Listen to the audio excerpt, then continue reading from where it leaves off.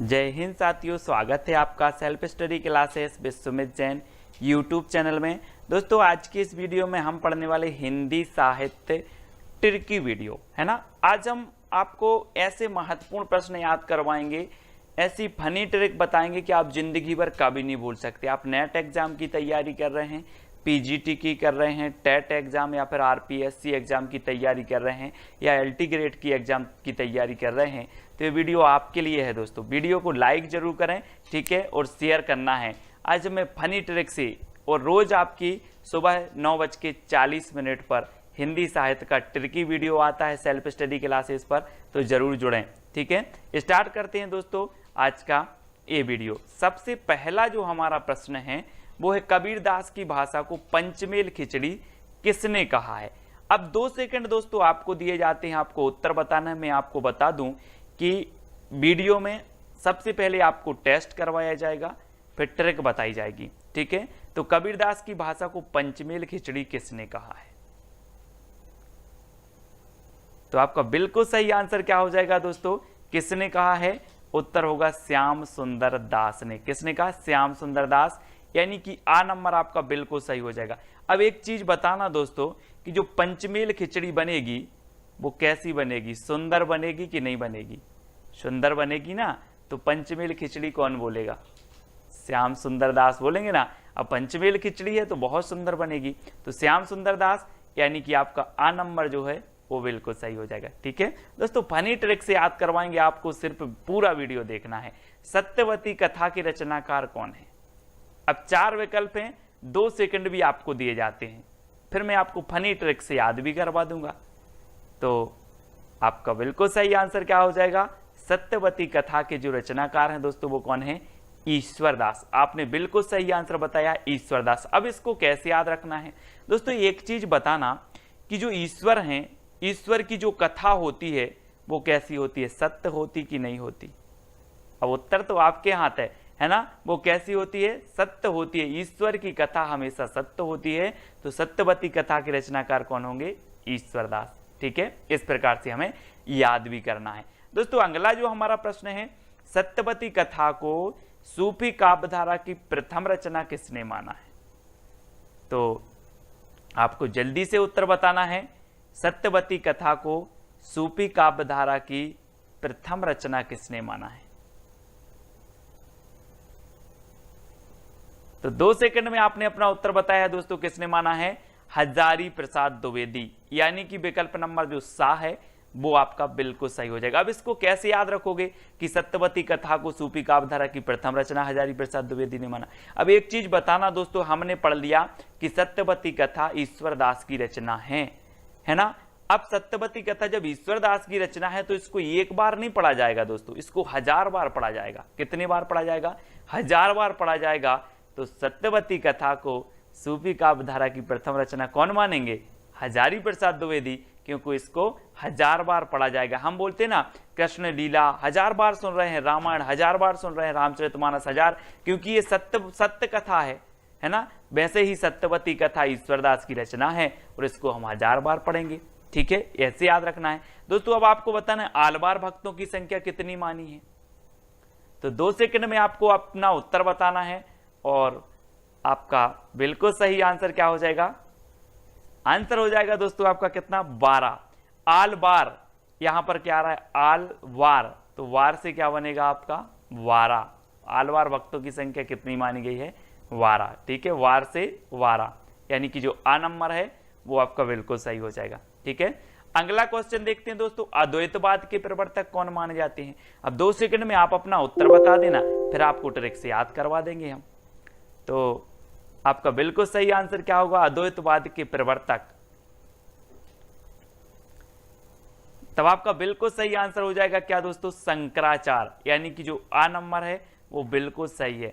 ठीक है, और आपको पता है दोस्तों शंकराचार्य से क्या बनेगा, शंकर जी। और शंकर जी दुनिया में कितने हैं, अद्वितीय हैं।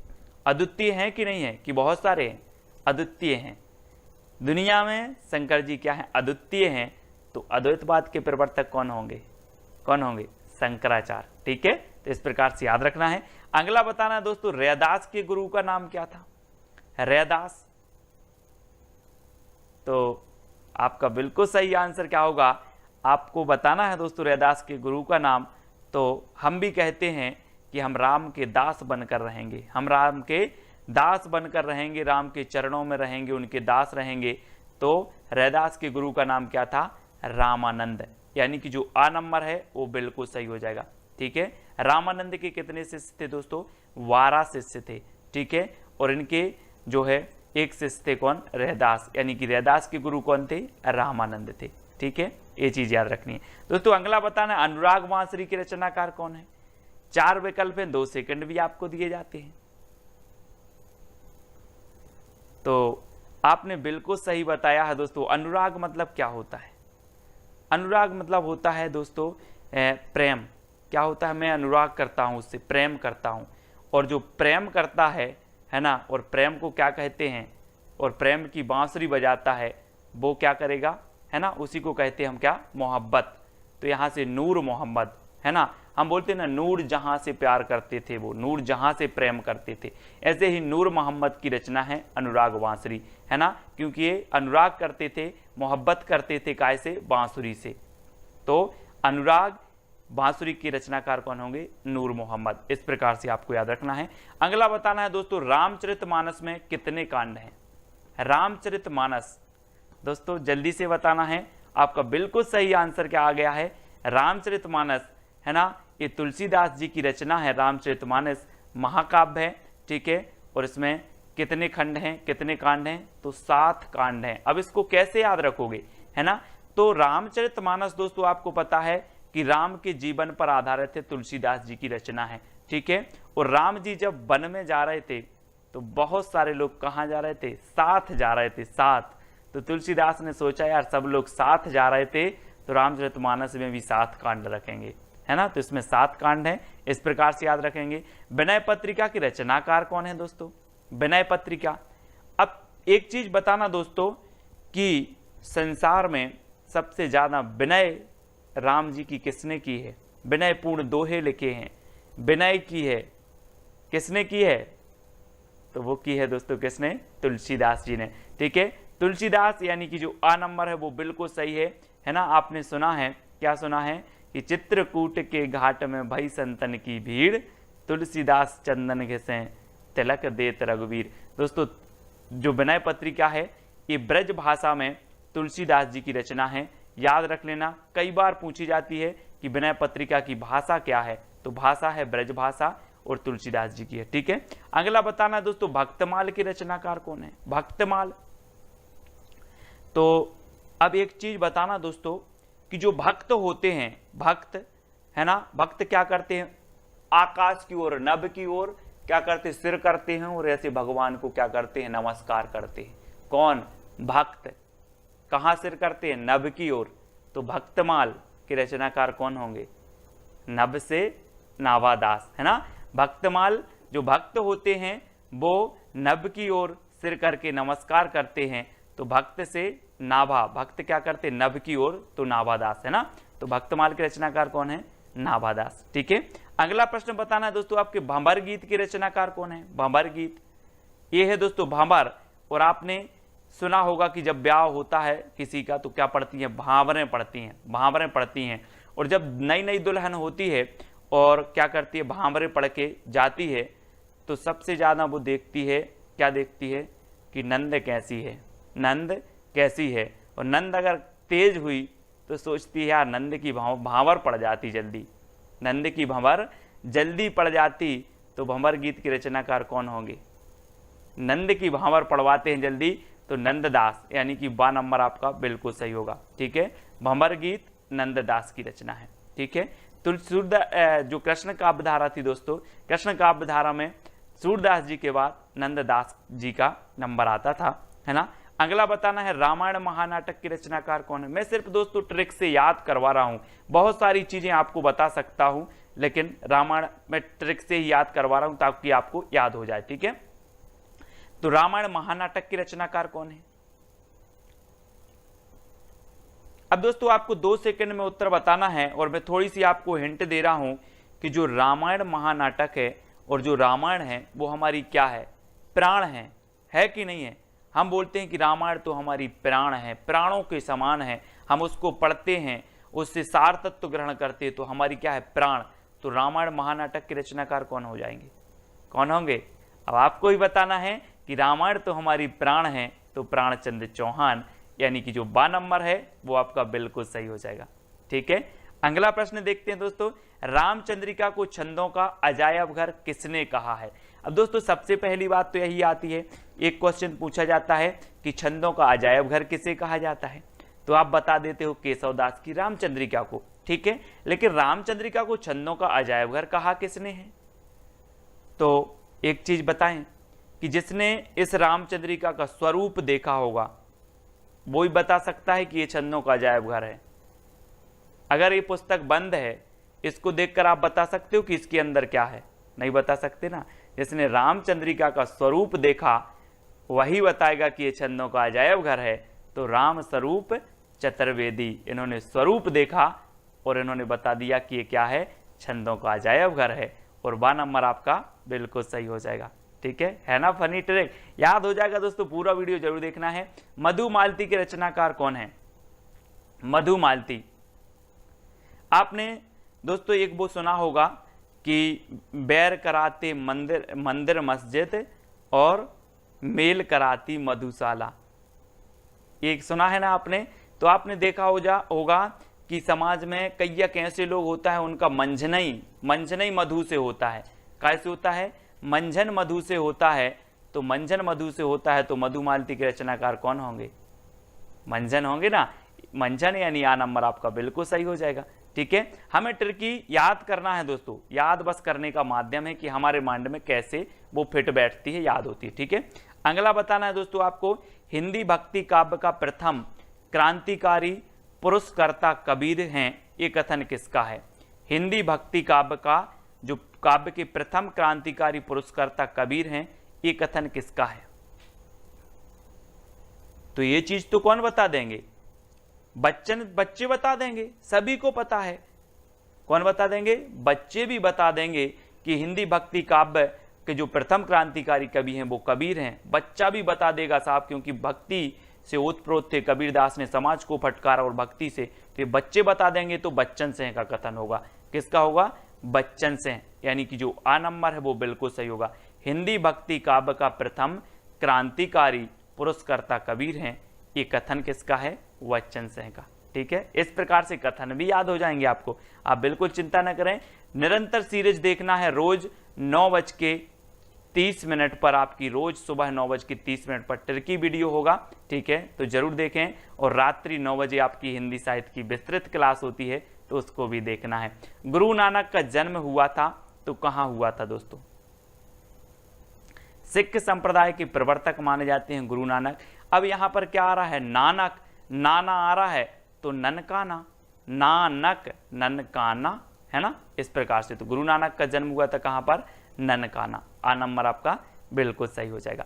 अगला बताना दोस्तों, नगेंद्र के अनुसार प्रथम सूफी काव्य रचना कौन सी है? सूफी काव्य धारा आपने पढ़ी होगी भक्ति काल में। अब सूफी काव्य रचना बतानी है तो नगेंद्र के अनुसार बताना है, तो जल्दी से बताएं, 2 सेकंड में आपको। तब आपका राइट आंसर क्या हो जाएगा दोस्तों? वो मैं आपको बता रहा हूं, थोड़ा सा हिंट दे रहा हूं कि अगर आपके सामने नांग आ जाए तो आप हंसोगे कि दौड़ लगा दोगे? है ना, अगर अचानक आपके सामने ऐसे करके नांग आ जाए तो आप हंसोगे कि दौड़ लगा दोगे? है ना, दौड़ लगा देंगे। तो नगेंद्र के अनुसार जो सूफी काव्य की प्रथम रचना है वो हंसावली है। कौन सी है? हंसावली। ठीक है, याद रख लेना, हंसना नहीं है, हंसना नहीं है। अगर नांग आ जाए तो हंसना नहीं है, दौड़ लगा देना है। तो हंसावली है, सभी लोग याद रखेंगे। ठीक है, अगला बताना है दोस्तों आपको, सुंदर विलास किसका ग्रंथ है? सुंदर विलास, तो प्रश्न क्रमांक 18 है और 2 सेकंड है, बिल्कुल आप आसानी से बता देंगे कि सुंदर आ रहा है तो सुंदर विलास सुंदरदास का ही होगा। ठीक है, सुंदरदास, ये बिल्कुल सही है आपका। ठीक है, आ नंबर आपका बिल्कुल सही हो जाएगा। सुंदरदास का ये ग्रंथ है सुंदर विलास। अगला बताना है दोस्तों, निम्न में से अष्टछाप का कवि नहीं है। अष्टछाप को जो स्थापना हुई थी, मैं आपको अभी क्वेश्चन पूछूंगा उसका, वो अभी नहीं बता रहा हूं मैं आपसे। तो निम्न में से अष्टछाप का कवि नहीं है बताना है। अष्टछाप की स्थापना मैं आपको इतना बता दे रहा हूं कि विट्ठल नाथ ने की थी, ठीक है, लेकिन कौन सा कवि नहीं है इनमें से? तो आपका बिल्कुल सही आंसर क्या हो जाएगा दोस्तों? क्या होगा?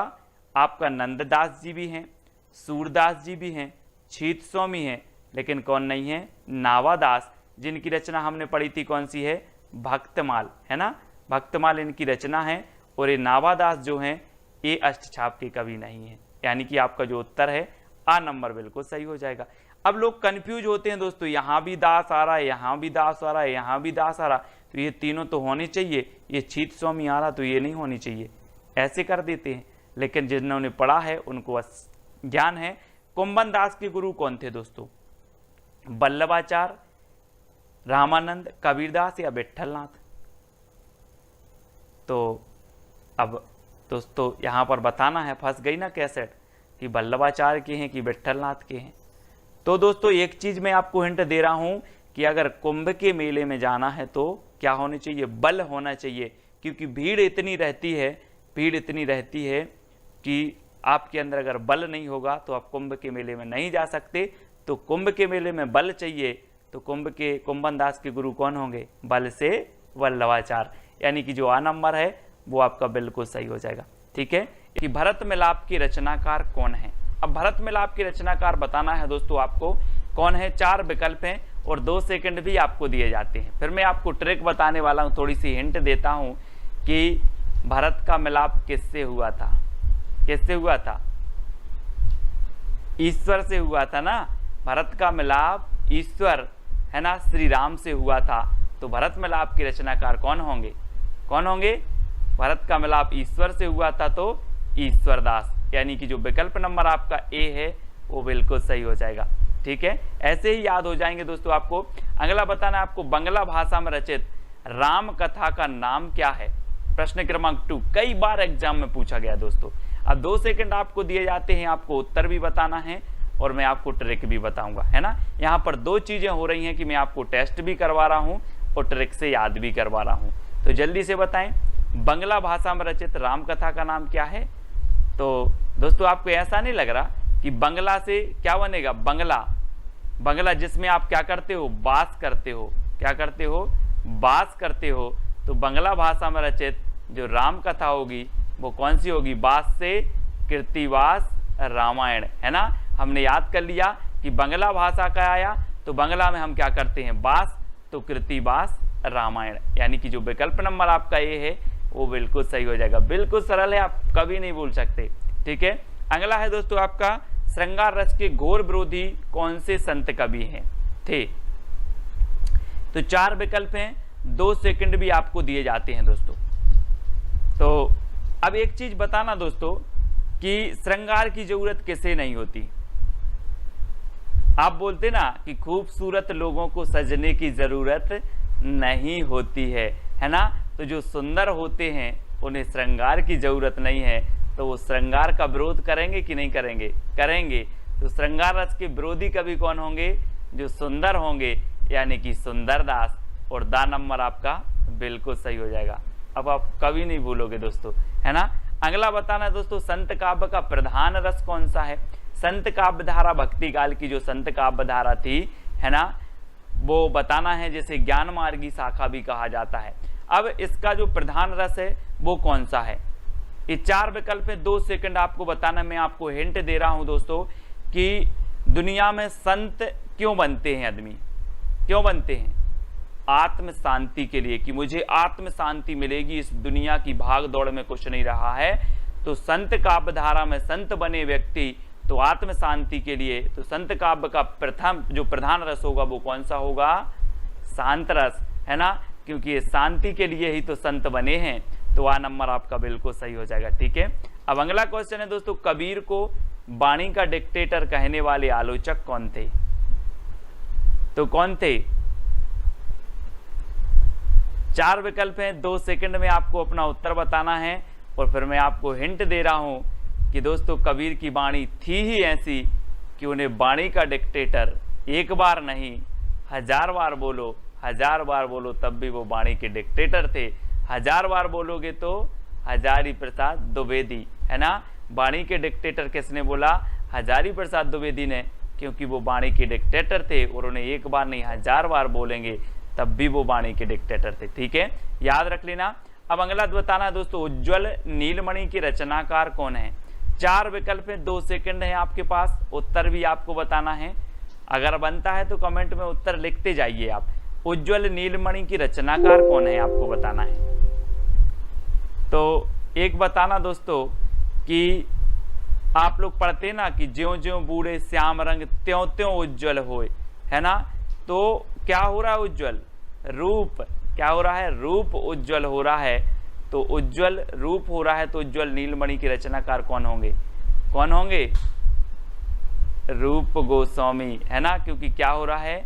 रूप उज्ज्वल हो रहा है। ठीक है, तो डी नंबर आपका बिल्कुल यहाँ पर सही आंसर हो जाएगा, है ना। अगला बताना दोस्तों, विशिष्टाद्वैतवाद के प्रवर्तक कौन है? 4 विकल्प हैं, 4 में से एक का चयन करना है। विशिष्टाद्वैतवाद के प्रवर्तक बताना है।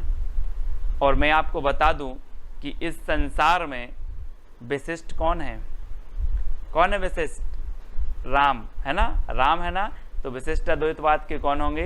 रामानुजाचार्य, यानी कि जो विकल्प नंबर आपका 1 है वो सही है ना। यहाँ पर कहा कि सर संसार में विशिष्ट हैं कौन? राम। तो विशिष्टाद्वैतवाद के प्रवर्तक कौन माने जाएंगे? रामानुजाचार्य। ठीक है, यानी यह नंबर आपका बिल्कुल सही हो रहा है। अगर दोस्तों वीडियो आपको याद हो रहा है, प्रश्न याद हो रहे हैं, ट्रिक अच्छी लग रही है तो वीडियो को लाइक करके अपने मित्रों तक शेयर जरूर करें। अब बीसल देव रासों के रचनाकार बताना है दोस्तों।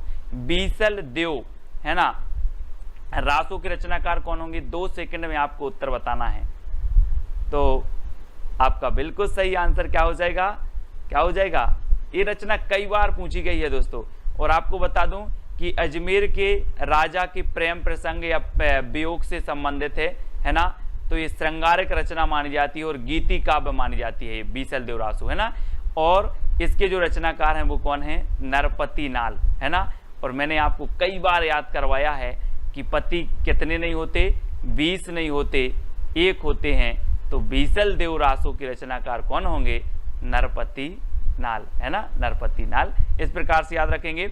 अब अगला बताना है दोस्तों, हिंदी का प्रथम दैनिक समाचार पत्र समाचार सुधावर्षण के संपादक कौन थे? समाचार सुधावर्षण, सबसे पहले तो ये चीज याद रखनी है कि ये हिंदी का प्रथम दैनिक समाचार पत्र था। ठीक है, और मैं आपको बता दूं कि इसका प्रकाशन हुआ था 1854 में। कहां से हुआ था? कलकत्ता से। ठीक है, कलकत्ता से हुआ था। लेकिन इसके संपादक कौन थे? तो ये चीज आपको बतानी है दोस्तों। एक चीज बताना जरा आप कि जो आप समाचार देखते हो तो सुंदर सुंदर समाचार, है ना, आप चाहते हो यार सुंदर सुंदर समाचार मिल जाए, अच्छी अच्छी है ना, सनसनी खबर मिल जाए, सुंदर सुंदर। तो जो समाचार सुधावर्षण है ना, सुधावर्षण, और सुधा तो कैसी रहती है? सुंदर रहती है ना। सुधा यानी अमृत, और अमृत कैसी रहती है? अमृत रहता है आपका कैसा? सुंदर। तो श्याम सुंदर सेन, है ना, ये संपादक थे। 1854 में इसका प्रकाशन हुआ था। हिंदी का प्रथम दैनिक समाचार पत्र है और ये प्रकाशन हुआ था कलकत्ता से। तो ये चीज भी आपको याद रखनी है दोस्तों। अगला है सूरदास के गुरु का नाम क्या था? अब सूरदास जी आ गए, ये वात्सल रस के सम्राट कहे जाते हैं, है ना। 2 सेकंड आपको याद बताते हैं दोस्तों, फिर आपको बताना 2 सेकंड में आप उत्तर बताएंगे। और मैं आपको बता रहा हूं दोस्तों कि सूरदास जो थे इन्होंने इतनी रचनाएं लिखी हैं, इतने दोहे लिखे हैं, जिसमें बल होगा वही तो लिखेगा कि नहीं लिखेगा? जिसमें बल होगा वही लिखेगा। तो सूरदास जी के गुरु भी कौन होंगे? वल्लभाचार्य। और इन्होंने सूरदास को इतना बल दिया कि इन्होंने बहुत बहुत दोहे लिखे। और रामचंद्र शुक्ल ने तो इन्हें वात्सल रस का क्या कह दिया? सम्राट कह दिया। और है ना, और इन्हें दोस्तों कह दिया, क्या कह दिया कि जो सूरदास हैं वो क्या है? वात्सल रस का कोना कोना घुमाए हैं, है ना। इनके अलावा इस रस में इतनी प्रतिभा किसी में नहीं थी, सूरदास जी में। और सूरदास जी के जो गुरु थे वो कौन थे? वल्लभाचार्य, क्योंकि वल्लभाचार्य ने इतना बल भर दिया था सूरदास जी में। ठीक है, तो आपका विकल्प नंबर ए बिल्कुल सही हो जाएगा। पृथ्वीराज रासो के रचनाकार कौन है दोस्तों? अब दोस्तों यहाँ पर 2 सेकंड में आपको उत्तर बताना, फिर मैं आपको हिंट दे रहा हूँ, याद करवा रहा हूँ कि पृथ्वी की बात आई है तो पृथ्वी का एकमात्र उपग्रह कौन सा है? कौन सा है? चंद्रमा। तो पृथ्वीराज रासो के जो रचनाकार होंगे वो कौन होंगे? चंद्रमा से आपका बनेगा क्या? चंद्रबरदाई। चंद्रबरदाई यानी कि जो आ नंबर है बिल्कुल सही है। ये पृथ्वीराज रासो के कौन है? रचनाकार हैं। हिंदी का प्रथम महाकाव्य माना जाता है पृथ्वीराज रासो, और हिंदी के प्रथम महाकवि माने जाते हैं चंद्रबरदाई। ठीक है, तो ये चीज आपको याद रखनी है। चतुर्भुज दास के गुरु का नाम क्या था दोस्तों? चतुर्भुज दास। ये अष्टछाप के क्या थे? अष्टछाप में शामिल थे चतुर्भुज दास। अब एक चीज बताना, चतुर्भुज से नहीं लग रहा आपको कि चार भुजाएं, है ना? ये क्या करते थे? चार भुजाएं बैठे बैठे फैला देते थे। क्या करते थे? चतुर्भुज दास चार भुजाएं बैठे बैठे फैला देते थे। तो चतुर्भुज दास के गुरु कौन होंगे? कौन होंगे? बैठे बैठे फैलाते थे तो विट्ठलनाथ। कौन होंगे? विट्ठलनाथ। याद रख लेना, आ नंबर आपका बिल्कुल सही हो जाएगा। जैसे अष्टछाप की स्थापना हुई, 8 कवि अष्टछाप में थे, 4 कौन थे? वल्लभाचार्य के शिष्य, और 4 थे किसके? विट्ठलनाथ के। ठीक है, उन विट्ठलनाथ के शिष्यों में चतुर्भुज दास एक थे। चतुर्भुज दास ने बैठे बैठे भुजा फैला दी, तो इनके गुरु का नाम हो गया विट्ठलनाथ। इस प्रकार से अगला बताना दोस्तों, संदेश रासक के रचयिता कौन है? संदेश रासक, पहले क्या होता था कि संदेश भेजते थे, बहुत दूर होता था, बहुत दूर होता था, लेकिन अब दूर नहीं है संदेश भेजना। अब दूर नहीं है संदेश भेजना, तो संदेश रासक के रचयिता कौन हो जाएंगे? अब दूर नहीं है से अब्दुर रहमान। अब दूर नहीं है से अब्दुर रहमान। अब दूर नहीं है संदेश भेजना, तो अब्दुर रहमान इसके रचनाकार हैं, और इन्हें अद्दहमाण भी कहा जाता है। क्या कहा जाता है? अद्दहमाण। याद रख लेना, आ नंबर आपका बिल्कुल सही होगा। महापुराण की रचयिता कौन है दोस्तों? महापुराण। अब एक चीज याद रख लेना, पुराण है तो ठीक है आप पढ़ लो, लेकिन महापुराण है तो उस पर जरा पुष्प उस पर अर्पित कर देना, पुष्प अर्पित करके ही उस महापुराण को पढ़ना है। तो महापुराण के रचयिता कौन होंगे? क्योंकि पुराण हो तो आप ऐसे पढ़ लो, महापुराण है तो उस पर पुष्प अर्पित करो फिर पढ़ो, तो महापुराण के रचयिता हो जाएंगे पुष्पदंत। यानी कि जो आपका 1 नंबर है वो बिल्कुल सही हो जाएगा। ठीक है, पुष्पदंत आपका बिल्कुल सही है। अगला बताना दोस्तों, साहित्य का इतिहास दर्शन के लेखक कौन है? साहित्य का इतिहास दर्शन। अब दोस्तों साहित्य का अगर इतिहास का दर्शन करना है तो क्या होना चाहिए? क्या होना चाहिए? लोचन। यानी कि आपके पास आप जो दर्शन करोगे आप लोचन से करोगे, तो साहित्य का इतिहास दर्शन के लेखक कौन होंगे? कौन होंगे? नलिन बिलोचन, यानी कि लोचन शर्मा। तो आप लोचन से क्या करोगे? दर्शन करोगे साहित्य इतिहास का, तो सी नंबर आपका सा नंबर बिल्कुल सही हो जाएगा। ठीक है, अगला बताना दोस्तों, हिंदी खड़ी बोली का प्रथम कवि कौन माना जाता है? 4 विकल्प हैं और 2 सेकंड में आप अपना उत्तर बताएंगे। मैं आपको थोड़ी सी हिंट देता हूं कि हिंदी का जो खड़ी बोली का प्रथम कवि होगा, वो खड़ी बोली का प्रथम कवि अमीर होगा कि गरीब होगा? अमीर होगा ना। हिंदी खड़ी बोली का प्रथम कवि गरीब नहीं होगा, वो अमीर होगा, है ना। तो कौन हो जाएंगे? अमीर खुसरो। हिंदी खड़ी बोली का प्रथम कवि अमीर ही होगा, तो अमीर खुसरो। ठीक है, इस प्रकार से याद रखेंगे। अब दोस्तों आपको बताना है ढोला मारूरा दोहा के रचयिता कौन है? 4 विकल्प हैं, 4 में से चयन करना है, और मैं आपको हिंट दे रहा हूं और 2 सेकंड में आप उत्तर बताएंगे। और आपको ऐसा नहीं लग रहा दोस्तों कि ढोला मारूरा दोहा, तो ढोला से क्या लग रहा है? ढोल। ढोला से क्या लग रहा है? ढोल। और ढोल कौन बजाएगा? हम और आप बजाएंगे क्या ढोल? नहीं बजाएंगे ना। जो ढोल बजाने में कुशल होगा, जो ढोल बजाने में कुशल होगा वही ढोल बजाएगा, है ना। तो ढोला से ढोल और ढोला मारूरा दोहा के जो रचनाकार हो जाएंगे वो कुशल लाभ, क्योंकि जो कुशल होगा वही ढोल बजाएगा। यानी कि आपका जो विकल्प नंबर बी है वो बिल्कुल सही हो जाएगा। अब यहाँ पर कल्लोल कवि, अगर इस ऑप्शन में कुशल लाभ की जगह कल्लोल कवि होता तो कल्लोल कवि भी ढोला मारूरा दोहा के रचनाकार है, मतलब उनकी भी रचना है और इनकी भी रचना है। तो आप कंफ्यूज नहीं होना। अगला आपको बताना है मैथिल कोकिल किसे कहा जाता है दोस्तों? जल्दी से बताना है, 2 सेकंड में आप अपने उत्तर का चयन करेंगे। कई बार एग्जाम में पूछा गया मैथिल कोकिल किसे कहा जाता है? अमीर खुसरो को, विद्यापति को, दामोदर को, या फिर लक्ष्मीधर को? तो दोस्तों एक चीज बताना जरा कि जिसमें विद्या होगी तो वो कोकिल के जैसा बोलेगा, मीठा बोलेगा। आप बोलते ना किसी किसी की आवाज़ इतनी मीठी होती है कि सर इसकी आवाज़ तो बहुत मीठी है, बिल्कुल कोकिल जैसी, है ना। तो जिसमें विद्या होगी वह मीठा बोलेगा कोकिल जैसा। तो मैथिल कोकिल किसे कहा जाएगा? जिसमें विद्या होगी, यानी कि विद्यापति। ठीक है, बा नंबर आपका बिल्कुल सही हो जाएगा। इनकी रचना है दोस्तों, एक रचना है इनकी कीर्ति पताका, है ना। कौन सी है? पताका। और दूसरी है इनकी कीर्ति लता, ठीक है। और तीसरी है इनकी पदावली, ठीक है। ये आपको याद रखना है। अब दोस्तों ये जो पदावली रचना है ये किस में है? मैथिली में है। कौन सी भाषा में है? ये मैथिली भाषा में है, ठीक है। और इनकी जो कीर्ति पताका और कीर्ति लता है ये अवहट्ट भाषा में है, तो इनको भी आपको याद रखना है, ठीक है। अगला देख लेते हैं, परमाल रासों की रचनाकार कौन है दोस्तों? परमाल रासो। अब परमाल रासो को दोस्तों मैं आपको बता दूं कि आला खंड भी कहा जाता है। क्या कहा जाता है?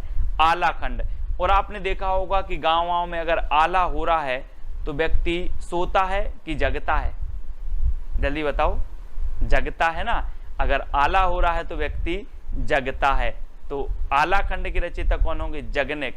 और ऐसे भी याद रखें जैसे परमाल, यानी कि दूसरों का माल, दूसरों की जो सामग्री है उसको अगर चोर चुराते हैं तो क्या करते हैं? जगते हैं, रात में जगते हैं, तो भी जगनेक आपका आ नंबर बिल्कुल सही हो जाएगा। परमाल को चुराना है तो जगना पड़ेगा, तो जगनेक, है ना। इस प्रकार से अगला बताना है दोस्तों, संदेश रासक किस प्रकार का काव्य है? अभी हमने पढ़ा था कि संदेश रासक के रचयिता कौन है? अब्दुल रहमान। लेकिन ये किस प्रकार का काव्य है, ऐसा भी क्वेश्चन पूछ लिया जाता है। तो एक चीज बताना दोस्तों, अब आप मोबाइल में क्या भेजते हो? कभी कभी संदेश भेजते हो। संदेश हमेशा भेजते हो, व्हाट्सअप चल गया अब तो, है ना। संदेश भेजते हो तो कभी कभी आपका संदेश क्या हो जाता है? खंडित हो जाता है। बोले ये तो गया ही नहीं यार, खंडित हो गया। खंडित हो गया ना। क्या खंडित हो गया? संदेश खंडित हो गया। तो ये संदेश रासक जो काव्य है ये कौन सा होगा? खंड काव्य। कौन सा होगा? खंड काव्य। तो याद रख लेंगे, संदेश खंड हो गया, खंडित हो गया तो खंड काव्य, है ना। अब्दुल रहमान का ये जो है ग्रंथ माना जाता है। कि कामायनी की रचनाकार कौन है? अब आपको बताना है, 4 सेकंड आपको दिए जाते हैं। कामायनी की रचनाकार आपको बताना है। तब तक मैं आपको बता दूं दोस्तों कि आप किसी भी प्रकार की कामना करने कहाँ जाते हो? कहाँ जाते हो कामना करने?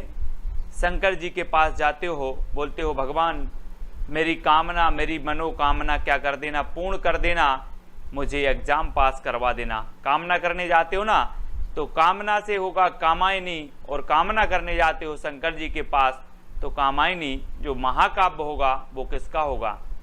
किसका होगा? जयशंकर प्रसाद, यानी कि जो विकल्प नंबर 1 है वो आपका बिल्कुल सही हो जाएगा। और जयशंकर प्रसाद छायावाद के प्रवर्तक माने जाते हैं, आपको पता है, ठीक है, याद रख लेना, है ना। और दोस्तों ये जो कामायनी है ये इनका महाकाव्य है, और इसमें कितने सर्ग हैं? तो इसमें 15 सर्ग माने जाते हैं, ठीक है। ये चीज भी आपको याद रखना है, कामायनी में कितने सर्ग हैं? 15 सर्ग हैं, ठीक है। अगला क्वेश्चन देखते हैं, तुलसीदास किसकी रचना है? दोस्तों अभी तक आपने नाम सुना होगा तुलसीदास, है ना। कभी सुन लिया आपने कवि का नाम, लेकिन अब रचना का नाम भी तुलसीदास। क्या बात है। तो जल्दी से आपको बताना है ये रचना किसकी है। और आपको पता है दोस्तों कि जो तुलसीदास कवि हुए हैं वो क्या थे? हिंदी साहित्य में सूर्य के समान थे, क्योंकि इन्होंने ऐसा महाकाव्य दिया है जिसने पूरे हिंदी साहित्य को क्या कर दिया? भक्तिमय बना दिया, है ना। भक्ति काल को तो स्वर्ण युग कहलवा ही दिया है। और जो तुलसीदास हैं वो क्या थे? सूर्य के समान थे। तो तुलसीदास रचना किसकी होगी? सूर्यकांत त्रिपाठी निराला की, ठीक है, निराला की होगी। यानी विकल्प नंबर जो बी है वो आपका बिल्कुल सही हो जाएगा, बी नंबर। अगला बताना है दोस्तों, नीला चांद किसकी रचना है? नीला चांद किसकी रचना है? तो आपका बिल्कुल सही आंसर क्या हो जाएगा? आपको पता है कि शंकर जी जो होते हैं, शिव जी जो होते हैं, उनके सिर पर यहाँ पर देखो क्या है? चांद है, चांद। और चांद कैसा है? नीला चांद। किसके? किसके मस्तिष्क पर है? शिव के। तो नीला चांद रचना किसकी होगी? किसकी होगी? शिव प्रसाद से है, यानी कि जो आपका विकल्प नंबर आ है वो बिल्कुल सही हो जाएगा। कभी भी आपसे पूछा जाएगा, आप कभी नहीं बोलोगे नीला चांद किसकी रचना, आपसे पूछा जाएगा बोले नीला चांद तो शिव जी के मस्तिष्क पर यानी कि शिव प्रसाद से है। ठीक है, अगला बताना है राग दरबारी की रचनाकार कौन है। राग दरबारी, जी हाँ दोस्तों, राग दरबारी बताना है। आप क्या बोलते हो कि दरबार में तो मेरा लाल बैठा है, दरबार में मेरा लाल बैठा है, तो राग दरबारी किसकी रचना होगी? श्री लाल की होगी कि रामचंद्र शुक्ल की होगी? आपने देख लिया ना कि दरबार में कौन बैठा है, लाल बैठा है, तो श्री लाल शुक्ल, यानी कि जो आपका विकल्प नंबर 1 है वो बिल्कुल सही हो जाएगा, 1 नंबर। ठीक है, अगला क्वेश्चन देखते हैं दोस्तों, प्रिय प्रवास की रचनाकार कौन है? आप अपना टेस्ट भी करते जाएं और ट्रिक से याद भी होता जाएगा। अब एक चीज बताना दोस्तों कि आपको सबसे प्रिय क्या है? क्या है प्रिय? अयोध्या। अयोध्या आपके लिए बहुत सबसे प्रिय है, क्योंकि राम की जन्मभूमि है अयोध्या, आपके लिए प्रिय है। ठीक है कि नहीं है? कमेंट में बता देना। सभी को प्रिय है, तो प्रिय प्रवास किसकी होगी? अयोध्या से उपाध्याय हरिऔध की। ठीक है, तो याद रख लेना, प्रिय क्या है? अयोध्या। तो प्रिय प्रवास खड़ी बोली का प्रथम महाकाव्य माना जाता है ना। प्रिय प्रवास और अयोध्या से उपाध्याय हरिऔध का है, और हरिऔध द्विवेदी युग के कवि माने जाते हैं। तो ये चीज भी आपको याद रखनी है। कितनी नाव में कितनी बार की रचनाकार कौन है? कितनी नाव में कितनी बार। अब आपसे कहा जाए कि आप कितनी नाव में कितनी बार बैठे, तो बोले सर अज्ञे, पता नहीं मुझे, बहुत बार बैठे। अज्ञे है, क्या है? अज्ञे है, अज्ञात है ना। तो कितनी नाव में कितनी बार? अज्ञे। कितनी नाव में कितनी बार? अज्ञे। तो विकल्प नंबर जो आ है वो बिल्कुल सही हो जाएगा। ठीक है, प्रयोगवाद के श्रेष्ठ कवि माने जाते हैं दोस्तों अज्ञे जी। ठीक है, नेक्स्ट बताना है आपको, अशोक के फूल किसकी रचना है? 4 विकल्प हैं, अशोक के फूल बताना है। और मैं आपको बता दूं कि 2 सेकंड में आप अपने उत्तर का चयन कर लेना। और जो अशोक के फूल है दोस्तों, चित्र में भी आप देख रहे हैं कि अशोक एक फूल फूलेगा कि 1000? अशोक में कितने फूल होंगे? एक फूल होगा कि 1000 फूल होंगे? तो आपने सही बताया कि सर 1000 फूल होंगे। तो अशोक के फूल रचना किसकी हो जाएगी? किसकी होगी? 1000 फूल होंगे तो हजारी प्रसाद द्विवेदी, यानी कि जो विकल्प नंबर आपका आ है वो बिल्कुल सही हो जाएगा। ठीक है, अब अगला बताना है दोस्तों, जूही की कली रचनाकार कौन है? जूही की कली के रचनाकार, ये दोस्तों प्रथम छंद मुक्त रचना मानी जाती है। ठीक है, और जब जूही की कली है, जूही की कली है, तो ये कली कैसी होगी? निराली ही होगी, है ना। निराली ही कली होगी, छंद मुक्त रचना है, और ये जूही की कली निराला जी की रचना, क्योंकि ये कली कैसी है? निराली, तो निराला जी की रचना है। आ नंबर आपका बिल्कुल सही होगा। ठीक है, ये क्रांतिकारी कवि कहे जाते हैं दोस्तों। छायावाद के 4 आधार स्तंभों में प्रमुख स्थान रखते हैं निराला जी। सूर्यकांत त्रिपाठी निराला, तुलसीदास, इनकी रचना हम पढ़ चुके हैं पहले। नदी के दीप रचना किसकी बताना है दोस्तों? हमने पढ़ा था पहले कि कितनी नाव में कितनी बार, आपने बताया सर अज्ञे। अब मैं पूछ रहा हूं आपसे कि नदी में कितने दीप होते हैं? नदी में कितने दीप होंगे? तब भी आप बोलोगे सर मुझे नहीं पता, अज्ञे, है ना। अज्ञे, तो नदी के दीप रचना किसकी होगी? अज्ञे। ठीक है, अज्ञे याद रखना। अज्ञे को सिर्फ अज्ञे से करना है, ज्ञात नहीं, है ना। एक आती है इनकी रचना कोठरी की बात, कोठरी की बात अज्ञे, तो नदी के दीप अज्ञे, यानी आ नंबर आपका बिल्कुल सही होगा।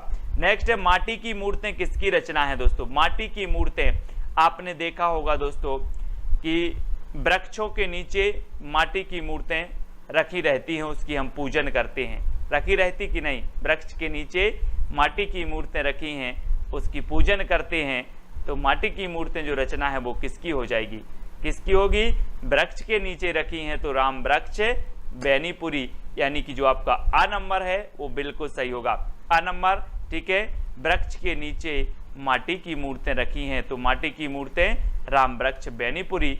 निशा निमंत्रण की रचनाकार कौन है दोस्तों? निशा निमंत्रण बताना है। 4 विकल्प हैं और 4 का उत्तर आपका क्या हो जाएगा? जल्दी बताना। निशा मतलब आपकी होती है क्या? रात्रि, शाम के समय आप क्या करोगे?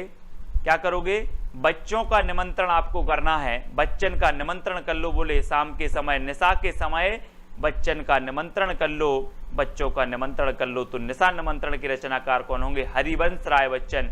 हरिवंश राय बच्चन यानी कि जो 1 नंबर है वो आपका बिल्कुल सही हो जाएगा। ठीक है, आ नंबर।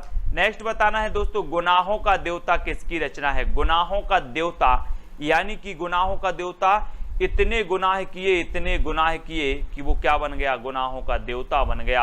अब जब देवता बन गया दोस्तों तो वो काय की शरण में आएगा, काय की शरण में आएगा। जब आदमी बहुत सारे गुनाह कर लेता है तो फिर बोलता है यार कि अब तो धर्म की शरण में जाएं, धर्म की शरण में जाया जाए। तो गुनाहों का देवता की रचनाकार कौन होंगे, कौन होंगे, धर्मवीर भारती।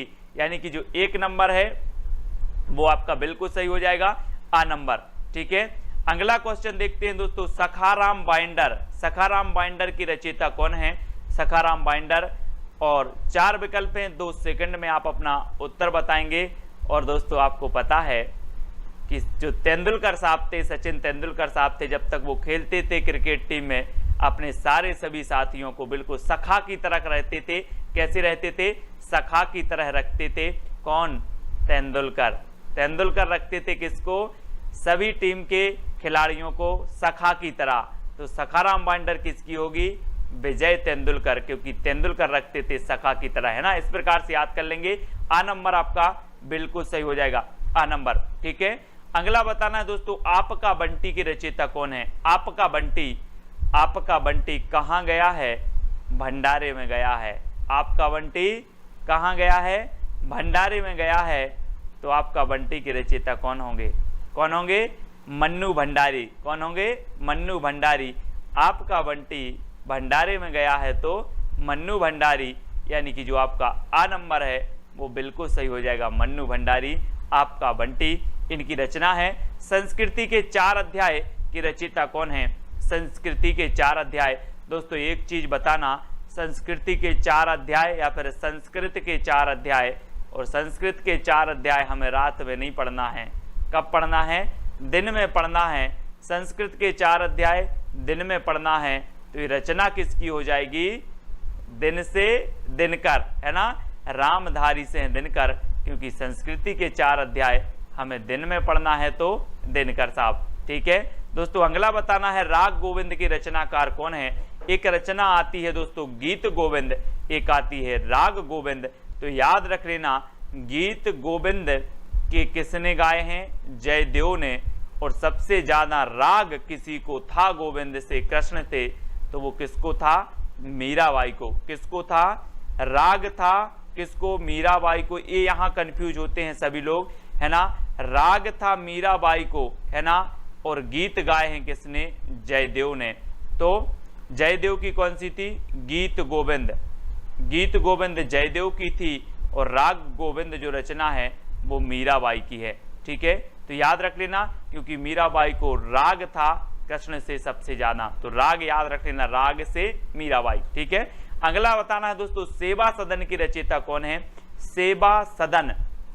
अब एक चीज बताना दोस्तों, आप जिससे ज्यादा प्रेम करते हो उसी की सेवा करोगे, है ना, कि नहीं करोगे।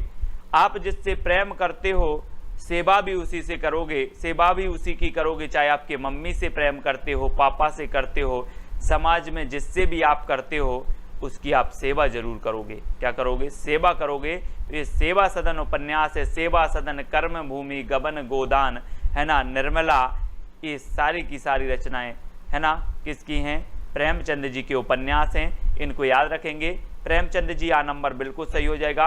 अब आपको बताना है, सबा सिर गेहूं कहानी किसकी है। सबा सिर गेहूं दोस्तों, अगर आप किसी से प्रेम से मांगोगे, प्रेम से मांगोगे कि सबा सिर गेहूं दे दो, तो आपको सवा सिर गेहूं मिल जाएंगे। लड़कर झगड़कर मांगोगे तो सवा सिर गेहूं नहीं मिलेंगे। इसलिए प्रेम से मांगना कि सवा सिर गेहूं दे दो तो मिल जाएंगे। तो सवा सिर गेहूं का कैसे मांगना है, प्रेम से मांगना है। तो सवा सिर गेहूं कहानी किसकी होगी, प्रेमचंद, यानी कि जो विकल्प नंबर आपका आ है वो बिल्कुल सही हो जाएगा, प्रेमचंद जी की हो जाएगी। नेक्स्ट है दोस्तों, वैदेही वनवास। वैदेही वनवास ये किसकी रचना है, हमने पढ़ा था दोस्तों कि श्रीलाल शुक्ल की जो रचना थी वो कौन थी? राग दरबारी श्रीलाल शुक्ल की थी। अब वैदेही वनवास, तो किसको हुआ था वनवास? अयोध्या के राजा राम को क्या हुआ था? वनवास हुआ था। तो वैदेही वनवास किसकी रचना होगी? अब वनवास तो आ रहा है, सीधा सीधा है कि वनवास हुआ था अयोध्या के राजा राम को, तो वैदेही वनवास किसकी रचना होगी? अयोध्या से उपाध्याय हरिऔध की। द्विवेदी युग के श्रेष्ठ कवि हैं दोस्तों प्रिय प्रवास, इनका एक महाकाव्य है, वो भी खड़ी बोली का है और हिंदी का खड़ी बोली का प्रथम महाकाव्य प्रिय प्रवास हरिऔध जी का। याद रखेंगे महावीर प्रसाद द्विवेदी के नाम पर द्विवेदी जी का द्विवेदी युग का नाम पड़ा था, तो ये भी याद रखना है। ठीक है, भीष्म साहिनी की एक रचना है दोस्तों तमस याद रख लेना, भीष्म साहिनी की एक रचना तमस है। सुमित्रानंदन पंत, इनकी अगर बात करें दोस्तों तो ये छायावाद के आधार स्तंभों में से एक माने जाते हैं सुमित्रानंदन पंत जी। अगला बताना है चित्रलेखा किसकी रचना है? चित्रलेखा जल्दी से बताना है दोस्तों। जब आप पढ़ाई करते हो और आप पुस्तक लेते हो, आप रजिस्टर लेते हो, नोट्स बनाते हो, तो सबसे पहले पृष्ठ पर किसका चित्र होना चाहिए? भगवती का। किसका? भगवती का। बोले हमने चित्र का लेखा किया है पहले पृष्ठ पर, तो किसका होना चाहिए? भगवती का। तो चित्रलेखा रचना किसकी हो जाएगी? भगवती चरण वर्मा। भगवती चरण वर्मा, क्योंकि चित्र होना चाहिए भगवती का, तो चित्रलेखा भगवती चरण वर्मा। और विकल्प नंबर जो आ है वो आपका बिल्कुल सही हो जाएगा। ठीक है, तो इस प्रकार से हमें याद करना है दोस्तों, है ना। हमें रचनाएं याद नहीं होती, मुझे पता है बहुत सारे लोग बोलते हैं सर रचनाएं याद नहीं होती हैं। अब कमेंट में बता देना कि सर आज तो रचनाएं याद हो गई हैं। इसी प्रकार से पूरी रचनाएं याद करवाएंगे। भविष्यत कहा कि रचनाकार कौन है? अब आपको उत्तर बताना है, फटाक से 4 सेकंड में आप उत्तर बताएंगे। कौन सा ऑप्शन लॉक कर दिया जाए? तो आपने बिल्कुल सही आंसर बताया है, क्या है? धनपाल। अब यहां पर दोस्तों आया है धन और यहां आया है भविष्य, है ना। अब इसको कैसे याद रखोगे? मैंने आपको कई बार बताया है कि लोग क्या करते हैं, भविष्य के लिए धन का संचय करते हैं। भविष्य के लिए, आप भी भविष्य के लिए धन का संचय करते हैं, मैं भी भविष्य के लिए धन का संचय करता हूं, यानी कि सभी भविष्य के लिए धन का संचय करते हैं। तो भविष्यत कहा रचना किसकी हो जाएगी? धन का संचय करते हैं तो धनपाल, है ना। अब कभी नहीं भूलोगे आप, आपसे कभी भी पूछा जाएगा भविष्यत कहा किसकी रचना है, बोले मैं भविष्य के लिए धन का संचय करता है, यानी कि धनपाल। ठीक है, अब याद रख लेना उक्ति व्यक्ति प्रकरण के रचनाकार कौन है? 4 विकल्प है, 4 सेकंड आपके पास हैं। तो आपका बिल्कुल सही आंसर क्या हो जाएगा दोस्तों? सही बताया है आपने बिल्कुल, दामोदर शर्मा, है ना। दामोदर शर्मा से आपका कैसे याद रखोगे दोस्तों? दामोदर से आपका बनेगा दमदार। क्या कहेंगे? दमदार। और दमदार लोगों के क्या चलते रहते हैं? प्रकरण चलते रहते हैं, विभिन्न प्रकार की उक्ति व्यक्ति करते रहते हैं, तो इनके प्रकरण चलते ही रहते हैं। किनके? दमदार व्यक्तियों के। तो उक्ति व्यक्ति प्रकरण किसके चल रहे? बोले दमदार व्यक्ति के चल रहे हैं। तो दामोदर शर्मा यानी विकल्प नंबर जो 2 है वो आपका बिल्कुल सही हो जाएगा। ठीक है, भूलना नहीं है। पाहुड़ दोहा के रचनाकार कौन है दोस्तों? पाहुड़ दोहा। अब पहाड़ से आपको नहीं लग रहा कि पहाड़ की बात हो रही है, और पहाड़ की बात हो रही है तो दोस्तों पहाड़ कहाँ पाए जाते हैं? वनों में, है ना। और वनवास किसे हुआ था? किसे हुआ था वनवास?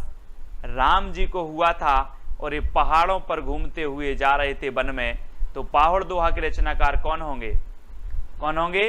राम आएंगे तो राम सिंह, है ना। राम आएंगे, ये आ गए राम, तो राम सिंह पाहुड़ दोहा के रचनाकार हैं। अब आप कभी नहीं भूल सकते, बोले पाहुड़ दोहा जी, पहाड़ की बात कर रहे हैं तो पहाड़ पर तो राम जी गए थे, यानी कि राम सिंह। ठीक है, इस प्रकार से आएंगे। अगला बताना दोस्तों, श्रापकाचार्य के रचनाकार कौन है? श्रापकाचार्य। 4 सेकंड में आप अपने उत्तर का चयन करके कमेंट में लिख देंगे। और मैं आपको छोटी सी हिंट दे रहा हूं कि जब आप देव के पास जाते हैं, कोई भी देव के पास जाते हैं, भगवान के पास जाते हैं, तो आप क्या बन के जाते हो? श्रावक बन के जाते हो, सेवक बन के जाते हो कि भगवान मुझे भी सेवा का मौका दो। सेवक बन के जाते हो, श्रावक बन के जाते हो। तो श्रावकाचार्य रचना किसकी होगी? किसकी होगी? देवसेन की, क्योंकि देव के सामने हम श्रावक बन के जाते हैं और देवसेन आपका बिल्कुल सही हो जाएगा। और दोस्तों मैं आपको बता दूं कि जो श्रावकाचार है ये हिंदी की प्रथम रचना मानी जाती है ना। 933 ईस्वी इसका रचना काल माना जाता है। ठीक है, सभी लोग याद रखेंगे। और देवसेन की हमने याद कर ली श्रावकाचार, दामोदर शर्मा की उक्ति व्यक्ति प्रकरण, सरहपा की दोहा कोश। सरहपा की दोहा कोश तो अधिकांश लोगों को पता ही होगा, है ना। नहीं तो आप बोलो कि सर दोहा सुनाओ, सर से सरहपा और दोहा सुनाओ तो दोहा कोश, है ना। और राम से की पाहड़ दोहा, ये तो आपको याद है। नेक्स्ट है वर्ण रत्नाकर के रचनाकार कौन है? दोस्तों मैंने आपको कई बार याद करवाया है कि वर्ण रत्नाकर, यानी कि आपको वर्ण की बात हुई है तो वर्ण जो होते ना अपने अनार का, आम का, आपने पढ़े होंगे अपन हिंदी साहित्य वाले, है ना। तो वर्ण रत्नाकर यानी कि वर्ण, और वर्ण हमें कैसे पढ़ना है? ज्योति में पढ़ना है, ज्योति में, अंधेरे में नहीं पढ़ना वर्णों को, नहीं तो अनार को उल्लू का बोल दो। इसलिए वर्णों को ज्योति में पढ़ना है तो वर्ण रत्नाकर के रचनाकार कौन होंगे? ज्योति में पढ़ना है तो ज्योतिरीश्वर ठाकुर। ठीक है, वर्ण रत्नाकर के। अब आप कभी नहीं बोलोगे, मैं बोलूंगा वर्ण रत्नाकर के रचनाकार कौन है, आप बोलोगे सर ज्योति में पढ़ना है, ज्योतिरीश्वर ठाकुर। यानी कि विकल्प नंबर जो आपका बी है वो बिल्कुल सही हो जाएगा। ठीक है, अगला बताना है दोस्तों, अपभ्रंश शब्द का सबसे पहले प्रयोग किसने किया? अपभ्रंश शब्द का बताना है दोस्तों। अब एक चीज बताना दोस्तों कि जो अपभ्रंश शब्द का प्रयोग करेगा उसको अपभ्रंश शब्द का पहले से पता होगा जब तो उसने प्रयोग किया। अब जिसको कोई चीज पता नहीं है वो कैसे प्रयोग करेगा? तो अपभ्रंश शब्द का पहले से पता था इसलिए प्रयोग किया। पता से आपका क्या बनेगा? पतंजलि। क्या बनेगा? पतंजलि। तो अपभ्रंश शब्द का पतंजलि को क्या था? पता था, तो इन्होंने क्या कर दिया? अपभ्रंश शब्द का सबसे पहले प्रयोग किया इन्होंने। यानी कि आपका जो आ नंबर है वो बिल्कुल सही हो जाएगा। ठीक है, ऐसे याद रखेंगे। अगला बताना दोस्तों, अपभ्रंश को आभीरों की भाषा किसने कहा है? अपभ्रंश को आभीरों की भाषा किसने कहा है आपको बताना है। 4 सेकंड में आपको बताएंगे। अब दोस्तों एक बार अपभ्रंश ने सोचा कि यार मुझे कोई भी कुछ भी बोलता रहता है, आभीरों की भाषा, कहीं ये भाषा, कहीं बिगड़ी हुई भाषा। अब जो बोलेगा तो क्या मिलेगा? दंड मिलेगा। अगर कोई आभीरों की भाषा मुझे बोलेगा तो क्या मिलेगा? दंड। तो आभीरों की भाषा कौन बोलेगा? दंड से दंडी, है ना। कहा कि आभीरों की भाषा अगर बोला तो क्या मिलेगा? दंड। तो आभीरों की भाषा किसने बोला? दंडी ने। ठीक है, अपभ्रंश को दंडी, है ना, याद रख लेना। आ नंबर आपका बिल्कुल सही होगा। किस विद्वान ने अपभ्रंश को देश भाषा माना? देश भाषा किसने माना? 4 विकल्प में से चयन करना है दोस्तों। और मैं आपको बता देता हूं कि जो देश का बेटा होगा, देश का सन होगा, उसे ही देश का माना जाएगा कि नहीं माना जाएगा? कि जो विदेश का आ रहा है उसे देश का मान लिया जाए? जो देश में पैदा हुआ होगा, जो देश का सन होगा, जो देश का बेटा होगा, उसे ही देश का कहेंगे। तो अपभ्रंश को देश भाषा जो कहा है, इन्होंने सोचा कि यार ये तो हमारे ही सन है ना, यहीं उत्पन्न हुआ है। तो सन मतलब ग्रियर्सन, है ना, ग्रियर्सन। इन्होंने देश भाषा कहा है कि अपभ्रंश की जन्म यहीं हुआ है। कहाँ हुआ है? यहीं हुआ है, इसलिए क्या है? देश भाषा है। ये यहीं की क्या है? सन है, सन। ठीक है, तो ग्रियर्सन, ग्रियर्सन साहब के बारे में आपको पता है कि इनका एक ग्रंथ है modern vernacular literature of Hindustan. ठीक है, और ये एशियाटिक सोसाइटी ऑफ बंगाल के निर्देशन में प्रकाशित हुआ था, है ना, मॉडर्न वर्नाकुलर लिटरेचर। और दोस्तों एक प्रश्न और पूछा जाता है कि जो ग्रियर्सन साहब हैं, सर्वप्रथम जो काल विभाजन का प्रयोग किया, प्रयास किया, किसने किया? तो ग्रियर्सन साहब ने किया है सर्वप्रथम। ठीक है, तो याद रख लेना सभी लोग ग्रियर्सन के बारे में। और अपभ्रंश को सबसे पहले देश भाषा कहने वाले हैं तो वो कौन है? ग्रियर्सन साहब। ठीक है, अगला बताना दोस्तों, अवधि का एक अन्य नाम क्या है? अवधि। तो दोस्तों आप लोग विभिन्न प्रकार के कार्य करते हो और उनमें आपको अवधि मिलती है। क्या मिलती है? अवधि। और घर वाले आपसे बोलते हैं कौन सी अवधि मिली, कौन सी अवधि मिली, या अवधि कौन सी ली, अवधि कौन सी ली। तो अवधि का अन्य नाम क्या होगा? कौन सी ली मतलब कौशली। अवधि कौन सी ली? बोले कौशली। ठीक है, तो अवधि का जो अन्य नाम होगा वो क्या होगा? कौशली। अब याद रख लेना अवधि कौंसिली, है ना, इस प्रकार से। तो कौंसिली आपको याद रखना है, ठीक है। अगला आपको बताना दोस्तों, अवधि ग्रंथ अवध विलास किसकी रचना है? अवध विलास, आप लोगों ने वो एक गीत सुना होगा दोस्तों, एक गीत है बुंदेलखंड का कि बना की अवधपुरी ससुराल बारात को जय है रे, एक आपने गीत सुना होगा। अवध से क्या हो जाएगा? अवध का लाल, अवध का लाल। तो अवधि ग्रंथ है अवध विलास, और अवध विलास के जो रचनाकार होंगे वो कौन होंगे? लाल दास, क्योंकि अवध का लाल, है ना। तो याद रखना अवधि ग्रंथ है अवध विलास, और अवध विलास के रचनाकार हैं लाल दास। सभी को याद रखें, कभी भूलना नहीं। अगर भूल गए तो एक बार वीडियो फिर से देख लेना। राम काव्य परंपरा की सर्वप्रमुख भाषा है तो कौन सी है? दोस्तों आपको पता है कि राम को भी क्या मिली थी? अवधि मिली थी। बोले आप 14 वर्ष के वनवास को जाओगे, है ना, और इनको अवधि मिल गई 14 वर्ष की। तो अवधि मिली तो राम काव्य परंपरा की जो सर्वप्रमुख भाषा होगी वो कौन सी होगी? कौन सी होगी? अवधि, ठीक है। याद रख लेना राम काव्य परंपरा की सबसे जो प्रमुख भाषा है वो कौन सी है? अवधि है। और आपको पता है कि राम काव्य धारा के जो श्रेष्ठ कवि हैं वो कौन है? तुलसीदास जी, ठीक है। और तुलसीदास ने दोस्तों सबसे पहले अवधि भाषा का प्रयोग किया, और आपकी जो रामचरितमानस है महाकाव्य है, ठीक है, श्रेष्ठ महाकाव्य है रामचरितमानस। और दुनिया में अगर सर्वाधिक जो टीकाएं लिखी गई तो वो रामचरितमानस की लिखी गई, और रामचरितमानस की जो भाषा है वो अवधि भाषा है, ठीक है। ये चीज भी याद रखनी है। और बाद में तुलसीदास ने ब्रज भाषा का भी प्रयोग किया है, विनय पत्रिका, कृष्ण गीतावली, है ना, इन रचनाओं में क्या किया है? ब्रज भाषा का प्रयोग किया है। लेकिन राम काव्य परंपरा की जो प्रमुख भाषा है वो अवधि ही है, जिनका जो जीता जागता उदाहरण रामचरितमानस है, ठीक है। ब्रज भाषा का उदय माना जाता है तो कब से माना जाता है दोस्तों?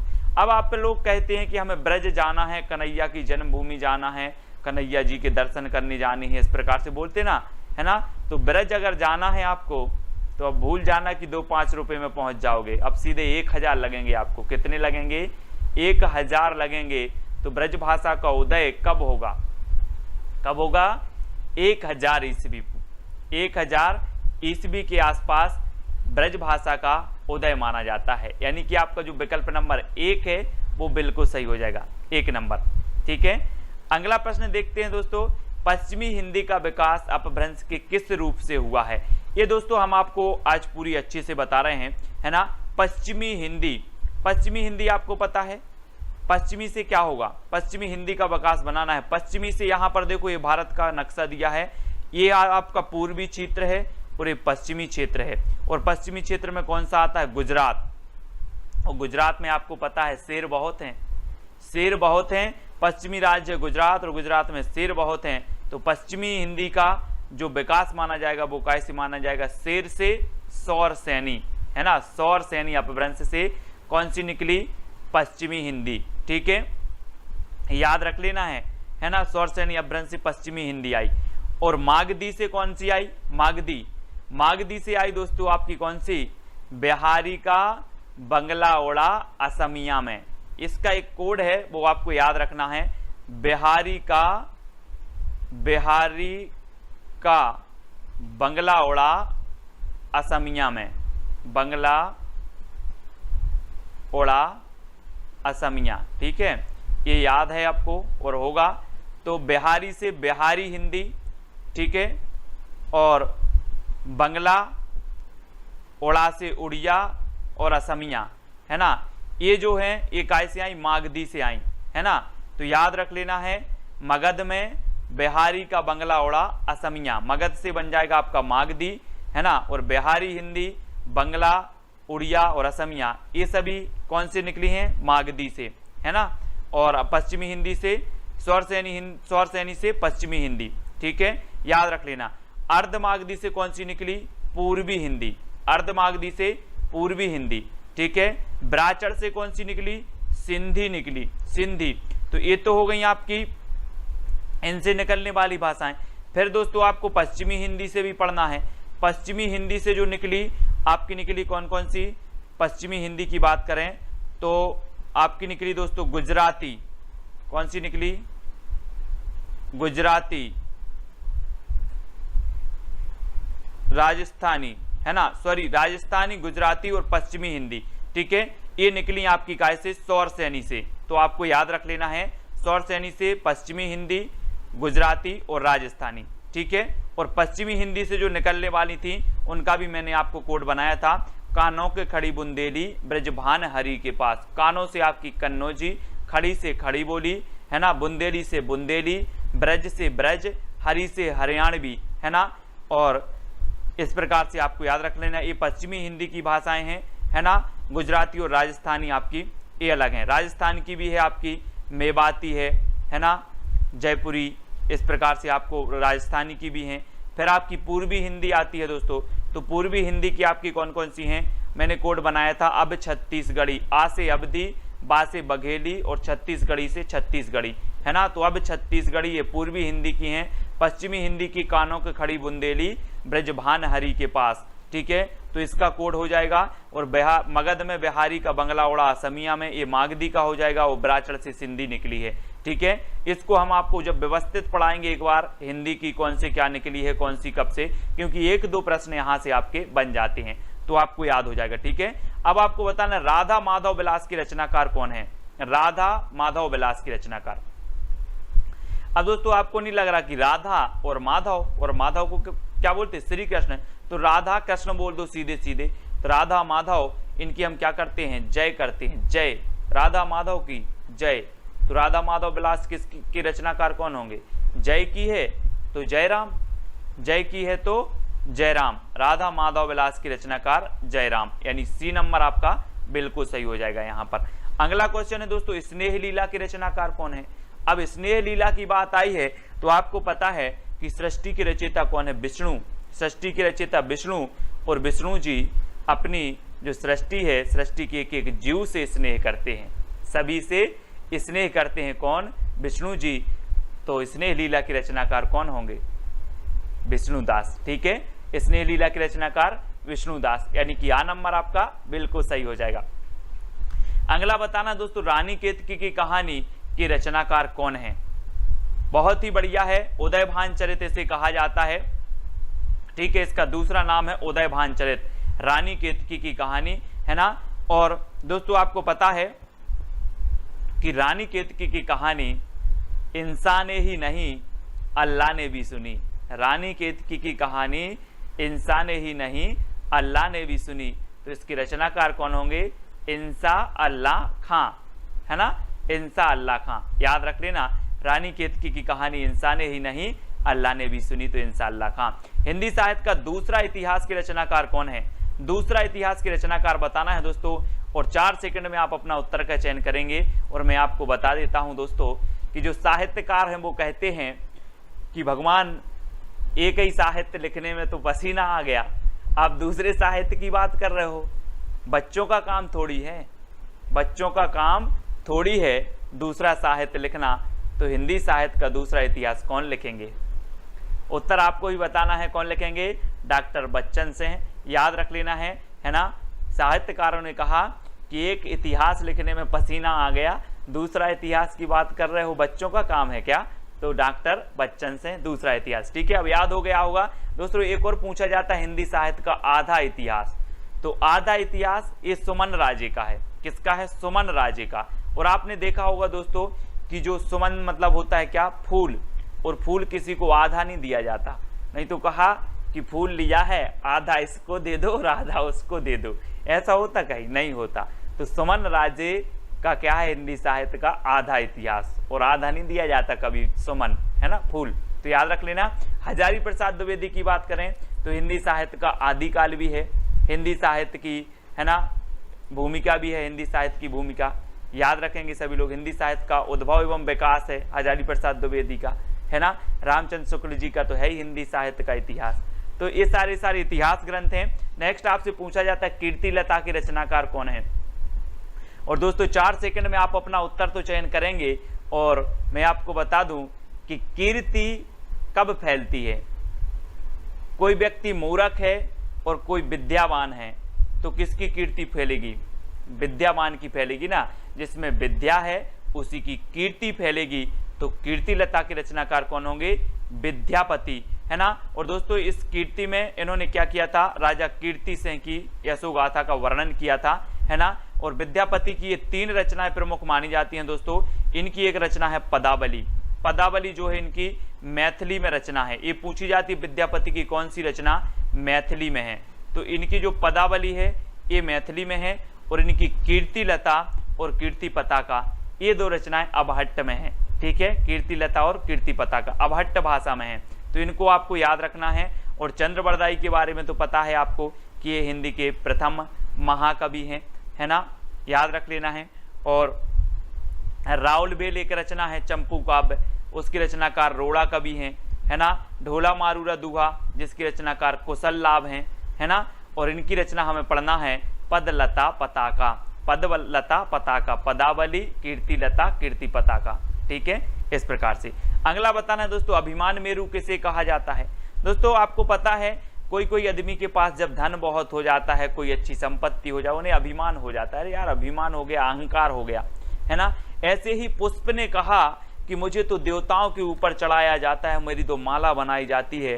तो पुष्प को क्या हो गया, अभिमान हो गया, पुष्प को अभिमान हो गया। तो अभिमान मेरु किसे कहा जाएगा, किसे कहा जाएगा, पुष्पदंत को।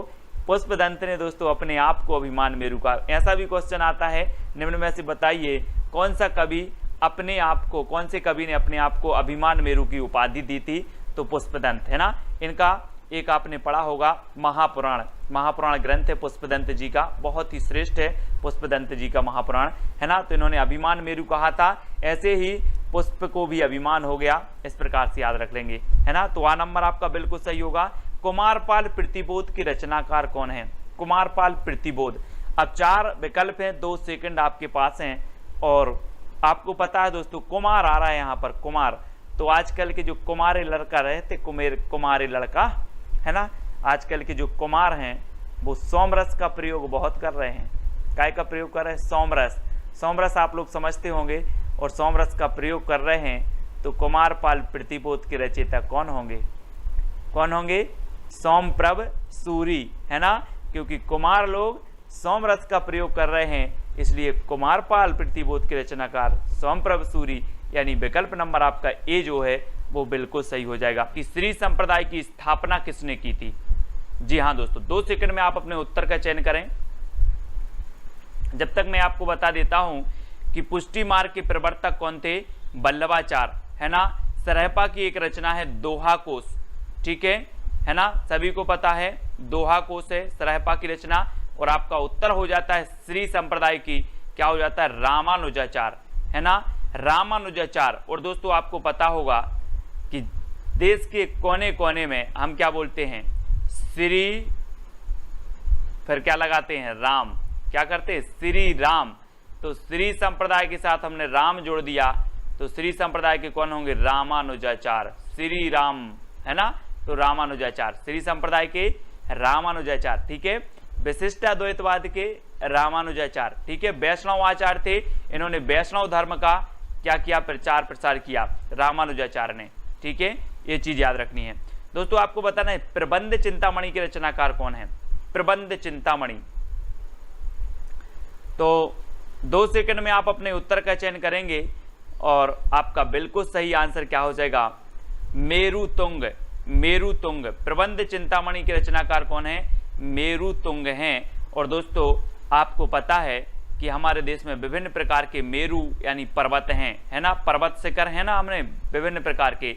तो हमें क्या करना है, पर्वत शिखरों का, मेरु का क्या करना है, प्रबंध करना है, मेरु का प्रबंध करना है।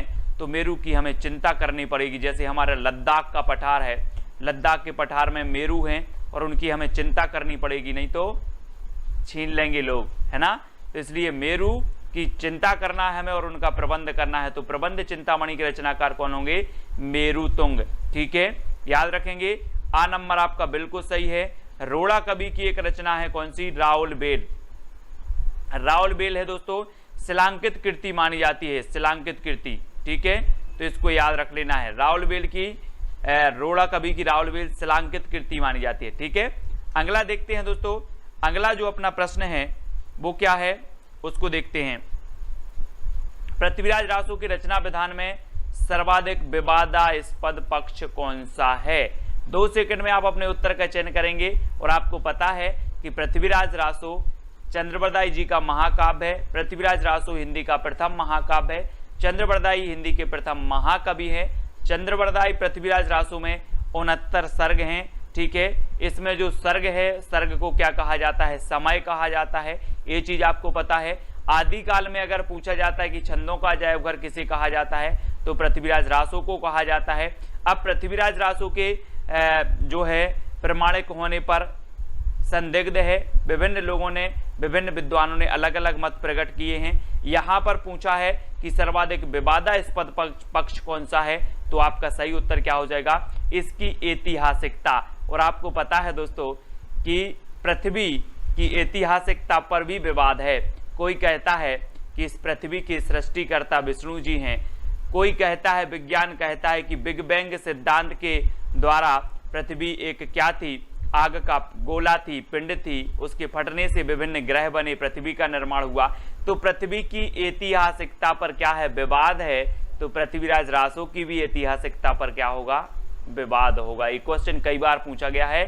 तो पृथ्वीराज रासो की ऐतिहासिकता पर क्या है? विवादास्पद है। सर्वाधिक विवादास्पद ऐतिहासिकता है। अगला क्वेश्चन बताना दोस्तों, बीसलदेव रासो का काव्य रूप क्या है? सबसे पहले तो ये बात पता होनी चाहिए कि जो बीसलदेव रासो काव्य है वो किसका है? नरपति नाल का है। किसका है? नरपति नाल का है। ठीक है, अब इसके काव्य रूप क्या है? 2 सेकंड में आपको बताना है दोस्तों। तो आपको पता है ना दोस्तों कि यहाँ पर क्या आ रहा है? देव और 20। तो 20 देव, आपने पता होगा हम 20 देव के गीत गाते हैं। 20 देव बोले, हनुमान जी की भी पूजा कर लो, राम की भी कर लो, श्री कृष्ण भी की कर लो, है ना, मस्जिद में भी चले जाओ।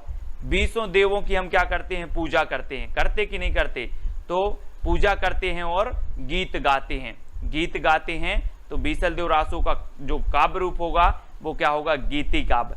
गीति काव्य। ठीक है, और बीसलदेव रासो के रचयिता कौन है? नरपति नाल।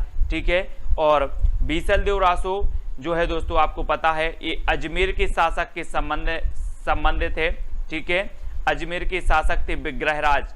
विग्रहराज इसके नायक हैं, ये भी याद रख लेना है। बीसलदेव राज के नायक कौन है अगर पूछा जाए तो विग्रहराज हैं। और इस श्रृंगारिक रचना मानी जाती है बीसलदेव रासो। ये चीज भी आपको याद रखनी है। ठीक है, अगला देखो, अपभ्रंश का भवभूति किसे कहा जाता है? अपभ्रंश का भवभूति बताना है। और दोस्तों आपने पता होगा यहाँ पर क्या रहा? भवभूति। भवभूति से नहीं लग रहा आपको कि भभूति? भभूति क्या करते हैं पंडा लोग? क्या करते हैं? अपनी भभूति अभूति लगाई मुंह में, है ना, सब जगह टीका ईका लगाया, भभूति लगाया और भगवान के पास पहुंच गए और पुष्प चढ़ाने। क्या चढ़ाने? पुष्प चढ़ाने। तो अपभ्रंश का भवभूति किसे कहा जाएगा? भभूति से भभूति लगा लो आप। तो किसे कहा जाएगा? पुष्पदंत को, क्योंकि हम भभूति अभूति लगाकर कहाँ पहुंचे? पुष्प चढ़ाने पहुंचे। तो पुष्पदंत जी आपको पता होगा दोस्तों, ये अपने आप को क्या मानते थे? अभिमान मेरु मानते थे। इन्होंने अपने आप को अभिमान मेरु की उपाधि दी थी। इनका एक ग्रंथ है महापुराण, है ना, पुष्पदंत जी का, वो भी आपको याद रखना है। ठीक है, और अपभ्रंश के प्रथम कवि कौन है? स्वयंभू। ये अपभ्रंश के प्रथम महाकवि हैं, है ना। और स्वयंभू को हिंदी का प्रथम कवि किसने माना है? तो वो माना है किसने? राम कुमार वर्मा ने। ये चीज भी आपको याद रखनी है। ठीक है, राम कुमार वर्मा। और सरहपा के बारे में तो मैंने आपको बताया था कि सरहपा की जो रचना है एक कौन सी है? दोहा कोश है ना। सरहपा मैंने आपको कई बार बताया है कि आप कभी बोलोगे कि सर दोहा सुनाओ, सर दोहा सुनाओ, तो मैं वही वाला सुना दूंगा कि पोथी पढ़ पढ़ जग मुआ पंडित भया न कोई, ढाई अक्षर प्रेम के पढ़े सो पंडित। वही वाला दोहा आता मुझे तो, है ना। तो सर दोहा सुनाओ, तो दोहा कोश सरहपा, सर से, है ना। और राम सिंह की कौन सी है? पाहोड़ दोहा, पाहोड़ दोहा। ठीक है, तो याद रखना है। अगला बताना, ध्यान मंजरी के रचयिता कौन है? दोस्तों ध्यान मंजरी के रचयिता बताना है अग्रदास हैं, नावादास हैं, कुंभन दास हैं या फिर सूरदास हैं। तो आपका बिल्कुल सही आंसर क्या हो जाएगा? दोस्तों मैं बोल रहा हूं कि आप पढ़ाई कर रहे हो और आपका ध्यान अग्र कहीं नहीं जाना चाहिए, सिर्फ पढ़ाई पर जाना चाहिए, वीडियो पर जाना चाहिए। अग्र आपका ध्यान नहीं जाना चाहिए। तो ध्यान मंजरी के रचयिता कौन होंगे? क्योंकि ध्यान कहाँ नहीं जाना चाहिए? अग्र, तो अग्रदास। ठीक है, नावादास के गुरु कभी कभी पूछा जाता है तो अग्रदास। ठीक है। कुंभन दास के गुरु पूछे जाते हैं तो बल्लभाचार, सूरदास जी के गुरु पूछे जाते हैं तो बल्लभाचार, इनको याद रखेंगे। नाभादास के गुरु अग्रदास, नाभादास की एक रचना है कौन सी, भक्तमाल, कौन सी है, भक्तमाल, ये भी आपको याद रखनी है, ठीक है। आगे देखते हैं हनुमान नाटक के रचयिता कौन है। दोस्तों मैंने एक चित्र आपको दिया है, हनुमान जी के दर्शन करें और फिर हनुमान नाटक के रचयिता बताएं कौन हो सकते हैं। मैंने ये चित्र क्यों दिया है, इसलिए दिया है कि हनुमान जी अपना सीना हृदय फाड़ कर दिखा रहे, हृदय फाड़ कर दिखा रहे हैं और बोले कि मेरे हृदय में देख लो सीता और राम विराजमान रहते हैं, मेरे हृदय को फाड़ कर देख लो सीता और राम विराजमान रहते हैं। तो हनुमान नाटक के रचयिता कौन होंगे, हृदय राम, क्योंकि हनुमान के हृदय में कौन होते हैं, राम होते हैं, हृदय राम।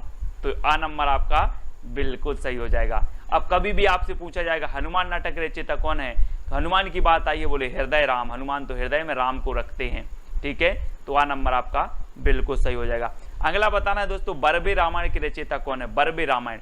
4 विकल्प हैं, 4 में से चयन करना, 2 सेकंड आपको दिए जाते हैं। और एक चीज बताना दोस्तों कि जब तुलसीदास ने रामायण लिखी, तुलसीदास ने रामायण लिखी, रामचरितमानस लिखी, तो एक चीज बताना कि रामायण पर आधारित इन्होंने रामचरितमानस लिखी, लेकिन इन्होंने बार बार नहीं पढ़ी होगी क्या इसको। हम कोई भी चीज 5 लाइन लिख देते हैं, 5 लाइन अगर कोई अच्छी सी पंक्तियां लिख दी, कविता लिख दी, तो हम बार बार पढ़ते रहते उसी को। तो तुलसीदास ने इतना बड़ा महाकाव्य लिखा, ये बार बार नहीं पढ़ेंगे, पढ़ेंगे ना बार बार, तो बार बार पढ़ी तो बरबे रामायण, बरबे से बार बार, बरबे रामायण के रचयिता कौन होंगे, बोले तुलसीदास होंगे, क्योंकि इन्होंने क्या की, रामचरितमानस की रचयिता इन्होंने रचना की, रामायण की रचना की, है ना। तो इन्होंने बार बार पढ़ी, इसलिए बरबे रामायण याद रखना। तुलसीदास जी राम काव्य धारा की पता है आपको, श्रेष्ठ कवि माने जाते हैं, है ना। जानकी मंगल, है ना, बरबे रामायण और भी बहुत सारी इनकी रचनाएं हैं, रामचरितमानस, ठीक है, विनय पत्रिका, कृष्ण गीतावली, ये सारी की सारी रचनाएं याद करना है तुलसीदास जी की। ट्रिक से मैं आपको याद करवाएंगे एक बात, है ना। अग्रदास की हमने पढ़ी थी कौन सी, ध्यान मंजरी पढ़ ली थी। और अग्रदास जो गुरु हैं अग्रदास, वो किसके हैं, नाभादास के हैं, ठीक है। प्राणचंद्र चौहान की आपको पता है दोस्तों, प्राणचंद्र चौहान की भी इनकी रचना है, कौन सी है याद नहीं आ रही है मुझे, बहुत अच्छी है, पूछी जाती है, रामायण महानाटक। कौन सी है, रामायण महानाटक। हम बोल देते ना कि रामायण हमारे क्या हैं, प्राण हैं, रामायण हमारी प्राण है, तो रामायण महानाटक के रचयिता कौन होंगे, प्राणचंद्र चौहान। और पुष्पदंत के बारे में तो आपको बता दिया है दोस्तों कि इन्हें भवभूति कहा जाता है, अपभ्रंश का भवभूति पुष्पदंत को, है ना। महापुराण इनका एक काव्य है, रचना है महापुराण, ठीक है। और पुष्पदंत जो हैं बहुत ही इन्होंने अपने आप को क्या कहा था, अभिमान मेरु कहा था। तो ये चीज भी आपको याद करनी है। और बरबे बार बार रामायण किसने पढ़ी थी, तुलसीदास ने, तो बरबे रामायण के तुलसीदास हो जाएंगे, ठीक है। हंस जवाहर की रचयिता बचाना है दोस्तों, हंस जवाहर।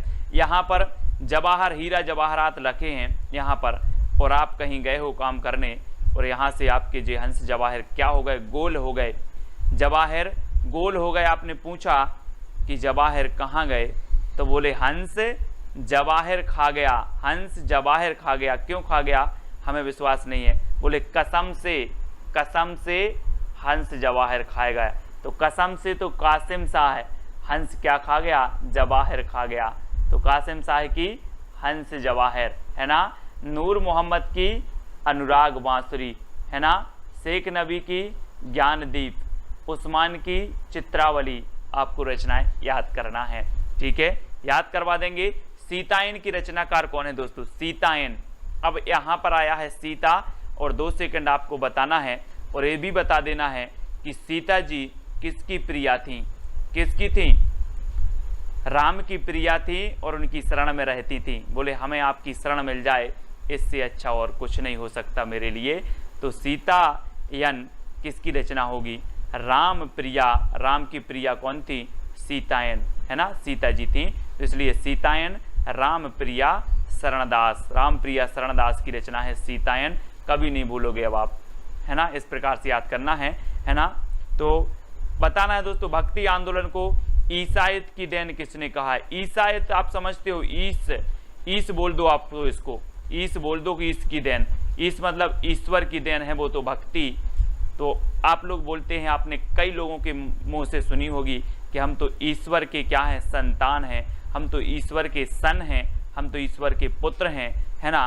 तो आपको जो भक्ति मिलेगी वो कहाँ से मिलेगी?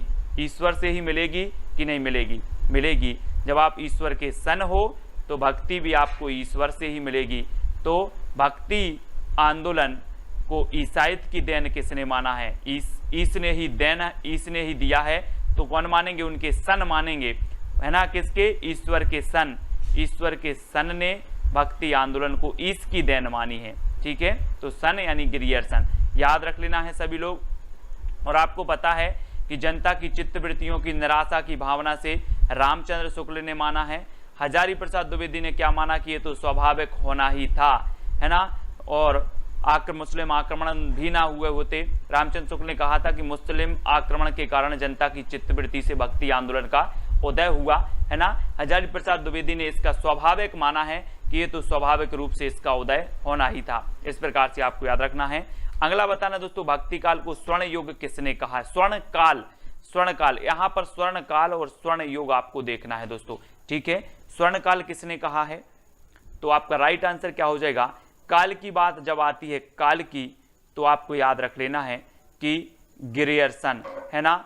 गैरों का स्वर्ण हमें कैसा लगता है? काल की तरह लगता है। गैरों का स्वर्ण हमें काल की तरह लगता है और खुद का स्वर्ण हमें सुंदर लगता है ना।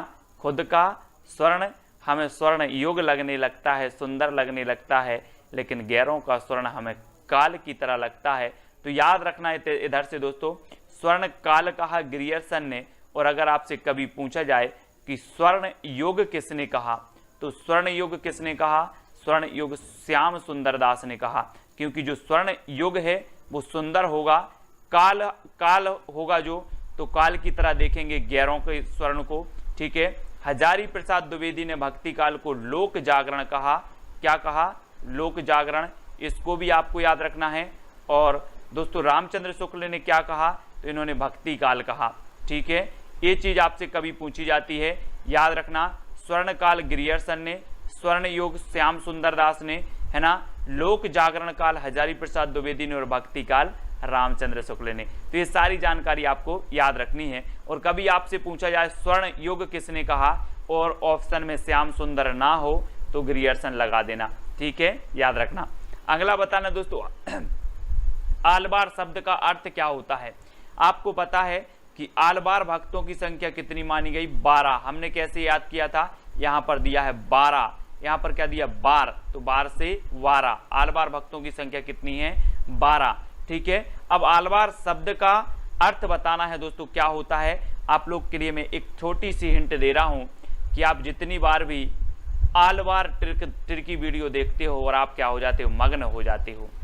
आप आलवार ट्रिकी वीडियो देखते हो और मग्न हो जाते हो, तो आलवार शब्द का अर्थ क्या होता है? मग्न होना, है ना।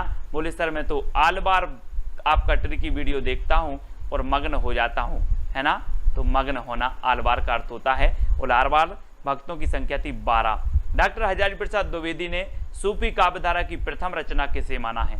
सूफी काव्यधारा की, बहुत ही बढ़िया प्रश्न है दोस्तों, यहाँ से आपके बहुत सारे प्रश्न कवर होने वाले हैं। अब आपको बताना है कि हजारी प्रसाद द्विवेदी ने बताना है। तो 4 विकल्प हैं, 2 सेकंड में आप अपने उत्तर का चयन करेंगे। तो एक क्रम से दिया है बिल्कुल दोस्तों, है ना। हजारी प्रसाद द्विवेदी ने जो माना है वो ईश्वर दास कृत सत्यवती कथा। किसे माना है? ईश्वर दास कृत सत्यवती कथा। और मैंने आपको याद करवाया था कि ईश्वर की कथा सत्य होती है और इस कथा को हम एक बार नहीं कितने बार पढ़ेंगे? 1000 बार पढ़ेंगे। कितने बार पढ़ेंगे? 1000 बार पढ़ेंगे। तो हजारी प्रसाद द्विवेदी सूफी काव्यधारा की प्रथम रचना किसे मानेंगे? किसे मानेंगे? ईश्वर दास कृत सत्यवती कथा को, क्योंकि ईश्वर की कथा सत्य होती है और सत्य कथा को हम 1000 बार पढ़ेंगे, ठीक है, 1000 बार पढ़ेंगे। तो इसको याद रखेंगे। असाहित कृत हंसावली, असाहित की रचना हंसावली, जिसका रचना काल 1370 है, ठीक है। मुल्ला दाऊद की चंदायन 1379 इसका रचना काल है। ईश्वर दास कृत सत्यवती कथा 1501 इसका रचना काल है। कुतुबन कृत मृगावती 1503 इसका रचना काल है। एक क्वेश्चन और पूछा जाता है दोस्तों, रामचंद्र शुक्ल ने सूफी काव्यधारा की प्रथम रचना किसे माना है? तो मृगावती को माना है, मृगावती को माना है, और प्रथम कवि माना है कुतुबन को। तो ये चीज आपको याद रखनी है, जिसका रचना काल क्या है? 1503 है। अब एक क्रमबद्ध में अगर कभी पूछा जाए तो पहले हंस लिया करो, पहले हंसो फिर चांद को देखो, पहले हंसो फिर चांद को देखो, फिर सत्य कथा सुनो, और फिर क्या हो जाएगा आप, है ना, मृग को देखो। इस प्रकार से याद करना है कि पहले हंसो फिर चांद को देखो, सत्यवती कथा और मृगावती। ठीक है, इस प्रकार से मैं आपको जो आपकी क्रमबद्ध है ना दोस्तों, वो इसी प्रकार से याद करवा देंगे। क्रमबद्ध वाले जो आपकी रचनाएं हैं, जो आपके कवि हैं, उनको करवाएंगे, दिक्कत नहीं करना है। छिताई वार्ता की रचनाकार कौन है? छिताई वार्ता दोस्तों, यहाँ पर क्या आया है? ताई, और सभी के घर में ताई होती हैं। बोले हमारी ताई बहुत अच्छी हैं, ऐसे बोलते हैं ना, हमारी ताई तो बहुत अच्छी हैं, मुझे नारायण जी की क्या सुनाती हैं? कथा सुनाती हैं, और बोलती हैं कि आप नारायण जी की कथा सुना करो, है ना, आपका क्या हो जाएगा? अच्छा होगा, आप एग्जाम में पास हो जाओगे। तो छिताई से आ रहा है ताई, और ताई किसकी कथा सुनाती हैं? नारायण जी की, है ना। तो नारायण और नारायण की कथा सुनाती हैं ताई। तो छिताई वार्ता के रचनाकार कौन होंगे? नारायण दास। ठीक है, सत्यवती कथा ईश्वर दास की है। तुलसीदास की हमने पढ़ ली थी, रामचरितमानस, है ना, 1574 इसका रचना काल माना जाता है। और अग्रदास की रचना हमने पढ़ी थी कौन सी? ध्यान मंजरी, आपको याद रहना है। ठीक है, अगला बताना दोस्तों, रामायण महानाटक के रचनाकार कौन है? मैंने तो आपको बता दिया है, क्या बता दिया? कि रामायण हमारी क्या है? प्राण है, रामायण हमारी प्राण है। तो रामायण महानाटक के रचनाकार कौन होंगे? प्राण है तो प्राणचंद्र चौहान, है ना। रामायण हमारी क्या है? प्राण, तो प्राणचंद्र चौहान, LT ग्रेड, है ना, में पूछा गया था ये क्वेश्चन, बहुत ही बढ़िया क्वेश्चन है। कुतुबन की तो मृगावती अपने पढ़ ली है, तुलसीदास की अपन रामचरितमानस, है ना, वर्वे रामायण, रामज्ञा प्रश्न और कृष्ण गीतावली, ये सारी रचनाएं तुलसीदास जी की हैं। गोकुलदास की बात करें तो 252 वैष्णव की वार्ता और 84 वैष्णव की वार्ता, ये गोकुलदास की रचनाएं हैं, है ना, इनको भी आपको याद रखना है। दोस्तों आगे पूछा जाता है श्याम सगाई के रचनाकार कौन है? श्याम सगाई, और दोस्तों जल्दी से बताना है, श्याम जी के जो बाबा थे वो कौन थे? नंद बाबा। आप लोग बोलते नंद बाबा, और नंद बाबा ने बोला कि श्याम अब क्या हो गए, बड़े हो गए हैं, अब इनकी क्या कर दी जाए? सगाई कर दी जाए। किसने सोचा? नंद बाबा ने। तो नंद बाबा ने श्याम की सगाई किसने की? नंद बाबा ने। तो नंददास, श्याम सगाई के रचनाकार कौन होंगे? नंददास। नंददास की दोस्तों क्या है? भंवर गीत भी है, भंवर गीत है ना, और रूप मंजरी है, अनेकार्थ मंजरी भी इन्हीं की है। ठीक है, बहुत सारी है नंददास की रचनाएं, मैं आपको बहुत अच्छे से समझाऊंगा, ट्रिक से कभी नहीं भूलोगे आप। तो श्याम सगाई तो याद हो गई होगी कि नंद ने सोचा अब श्याम की सगाई कर दी जाए। ठीक है, मलिक मोहम्मद जायसी सूफी काव्यधारा की प्रथम महाकवि माने जाते हैं दोस्तों, और इनकी जो महाकाव्य है वो कौन सा है? पद्मावत है। हजारी प्रसाद द्विवेदी की अगर बात करें तो हजारी प्रसाद द्विवेदी बहुत ही श्रेष्ठ, है ना, साहित्यकार हुए हैं। हिंदी साहित्य की भूमिका, हिंदी साहित्य का आदिकाल, हिंदी साहित्य का उद्भव और विकास, ये सभी हजारी प्रसाद द्विवेदी जी के ग्रंथ हैं। रामचंद्र शुक्ल जी का हिंदी साहित्य का इतिहास है ना, इनको तो याद करेंगे ही। तुलसीदास को काली काल का जो वाल्मीकि कहा है वो किसने कहा है? वाल्मीकि बताना है दोस्तों, काली काल का वाल्मीकि किसने कहा है?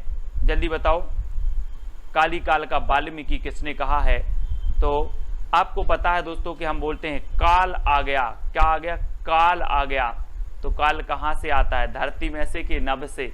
आप देखते हो कि हे भगवान काल आ जाता, मुझे तो उठा लेता, है ना। तो काल कहाँ से आएगा? नभ से आएगा। तो कली काल का वाल्मीकि किसे कहा जाएगा? किसने कहा है? तो नावादास ने। नभ से आएगा काल, है ना। तो कली काल का वाल्मीकि नावादास ने कहा है। किसे? तुलसीदास को। ठीक है, याद करना है। अगला देख लेते हैं दोस्तों, तुलसीदास को चलता फिरता तुलसी तरु किसने कहा है? तुलसी तरु, और तुलसी तरु की बात हो रही है दोस्तों, पौधे की बात हो रही है ना, और इसलिए इन्हें तुलसी तरु कहा गया कि तुलसी इतना पवित्र पौधा माना जाता है। और आपको पता है कि 24 घंटे आपको ऑक्सीजन प्रदान करता है, दिन रात ऑक्सीजन प्रदान करता है तुलसी और पीपल के वृक्ष, है ना, बहुत ही पवित्र माना जाता है। और तुलसी के जैसी सरस्वती थी किसमें, तुलसीदास में, तुलसी तरु और तुलसीदास इस प्रकार से, तो ये मधुसूदन ने कहा है। ठीक है, किसने, मधुसूदन ने। और मधु मतलब होता है भौरा, तो भौरा किसके पास जाएगा, तरु के पास तो जाएगा, है ना, तो मधु तरु के पास जाएगा, इसलिए मधुसूदन सरस्वती ने तुलसीदास को चलता फिरता तुलसी तरु कहा। बहुत ही बढ़िया प्रश्न है, कई बार पूछा गया है। अगला बताना, भक्तमाल के टीकाकार कौन माने जाते हैं। भक्तमाल के टीकाकार प्रियादास हैं, अग्रदास हैं, हेमचंद्र या फिर देवसेन हैं। तो आपको बताना है दोस्तों, भक्तमाल रचना है किसकी, नाभादास की, लेकिन भक्तमाल के कौन बताना है, टीकाकार बताना है। और मैं आपको हिंट दे रहा हूं कि जो भक्त देते हैं, भक्त होते हैं, वो भगवान के प्रिय होते कि नहीं होते, जल्दी बताओ। भक्त भगवान के प्रिय होते हैं, इसलिए भक्तमाल के टीकाकार कौन होंगे, प्रियादास। कौन होंगे, प्रियादास होंगे। तो आ नंबर आपको याद रख लेना, क्योंकि भक्त भगवान के प्रिय होते हैं, तो प्रियादास। ठीक है, अग्रदास की तो हमने पढ़ी ही थी कि अग्रदास की ध्यान मंदिरी। हेमचंद्र अपभ्रंश के व्याकरणाचार्य हैं। देवसेन दोस्तों हिंदी की प्रथम रचना है इनकी कौन सी, श्राप का चार। ठीक है, श्राप का चार 933 ईस्वी जिसका रचना काल है, तो इसको भी आपको याद रखना है। ठीक है, अब दोस्तों आपको एक चैलेंज प्रश्न दिया जाता है कि विनय पत्रिका की भाषा क्या है। आपको कमेंट में इसका उत्तर बताना है, विनय पत्रिका की भाषा क्या है, अवधी, भोजपुरी, ब्रज या फिर मैथिली। तो इसकी भाषा आपको बताना है कमेंट में। सभी लोग, जितने भी लोग देख रहे हैं, सभी को इसका उत्तर बताना है। ठीक है, सभी लोग बताएंगे। और आपका जो पिछला चैलेंज प्रश्न था, चित्रलेखा किसकी रचना है, तो चित्रलेखा किसकी है, भगवती चरण वर्मा की। हमने कैसे इसको याद किया था कि हमें जो हम पुस्तक पढ़ते हैं, जो हम रजिस्टर में पढ़ते हैं, जो नोट्स पढ़ते हैं, सबसे पहले पृष्ठ पर हमें चित्र बनाना है किसका, भगवती का। भगवती का बनाओगे तो आपका कल्याण जरूर होगा। इस प्रकार से हमने दोस्तों हिंदी साहित्य की निरंतर रोज अपनी क्लास चलती है सुबह 9:30 पर, है ना, जिसमें हम टिर्की बे में समझते हैं। शाम को रात्रि 9 बजे भी आपका टेस्ट होता है ना, विस्तृत अध्ययन करते हैं, टेस्ट होते हैं। तो हिंदी साहित्य की 2 क्लासें आपकी चलती है, सुबह 9:30 बजे और रात्रि 9 बजे। ठीक है, तो इन जरूर देखें इनको। हिंदी व्याकरण की आपकी 8 बजे क्लास होती है, तो उसको देखें। वीडियो को लाइक करें। जो भी अभी टेलीग्राम ग्रुप से नहीं जुड़े वो टेलीग्राम से जुड़ जाएं। टेलीग्राम से जुड़ने के लिए आपको सर्च करना है टेलीग्राम पर IAS स्टडी ट्रैक और ज्वाइन हो जाना है। ठीक है, और दोस्तों व्हाट्सअप ग्रुप है अपना 9098609291। ये व्हाट्सअप नंबर है। ये व्हाट्सअप ग्रुप में आप जुड़ सकते हैं। इस पर मैसेज करेंगे तो व्हाट्सअप ग्रुप की आपको लिंक मिल जाएगी, तो आप व्हाट्सअप ग्रुप से जुड़ सकते हो। इंस्टाग्राम में आपको सर्च करना है self study classes Sumit Jain. ठीक है, और फेसबुक पे आपको सुमित जैन सर्च करना है और वीडियो को लाइक करके शेयर अवश्य करना है। वीडियो कैसा लगा कमेंट के माध्यम से अवश्य बताना है और शेयर जरूर करना है। लाइक तो सभी लोग करेंगे। जय हिंद,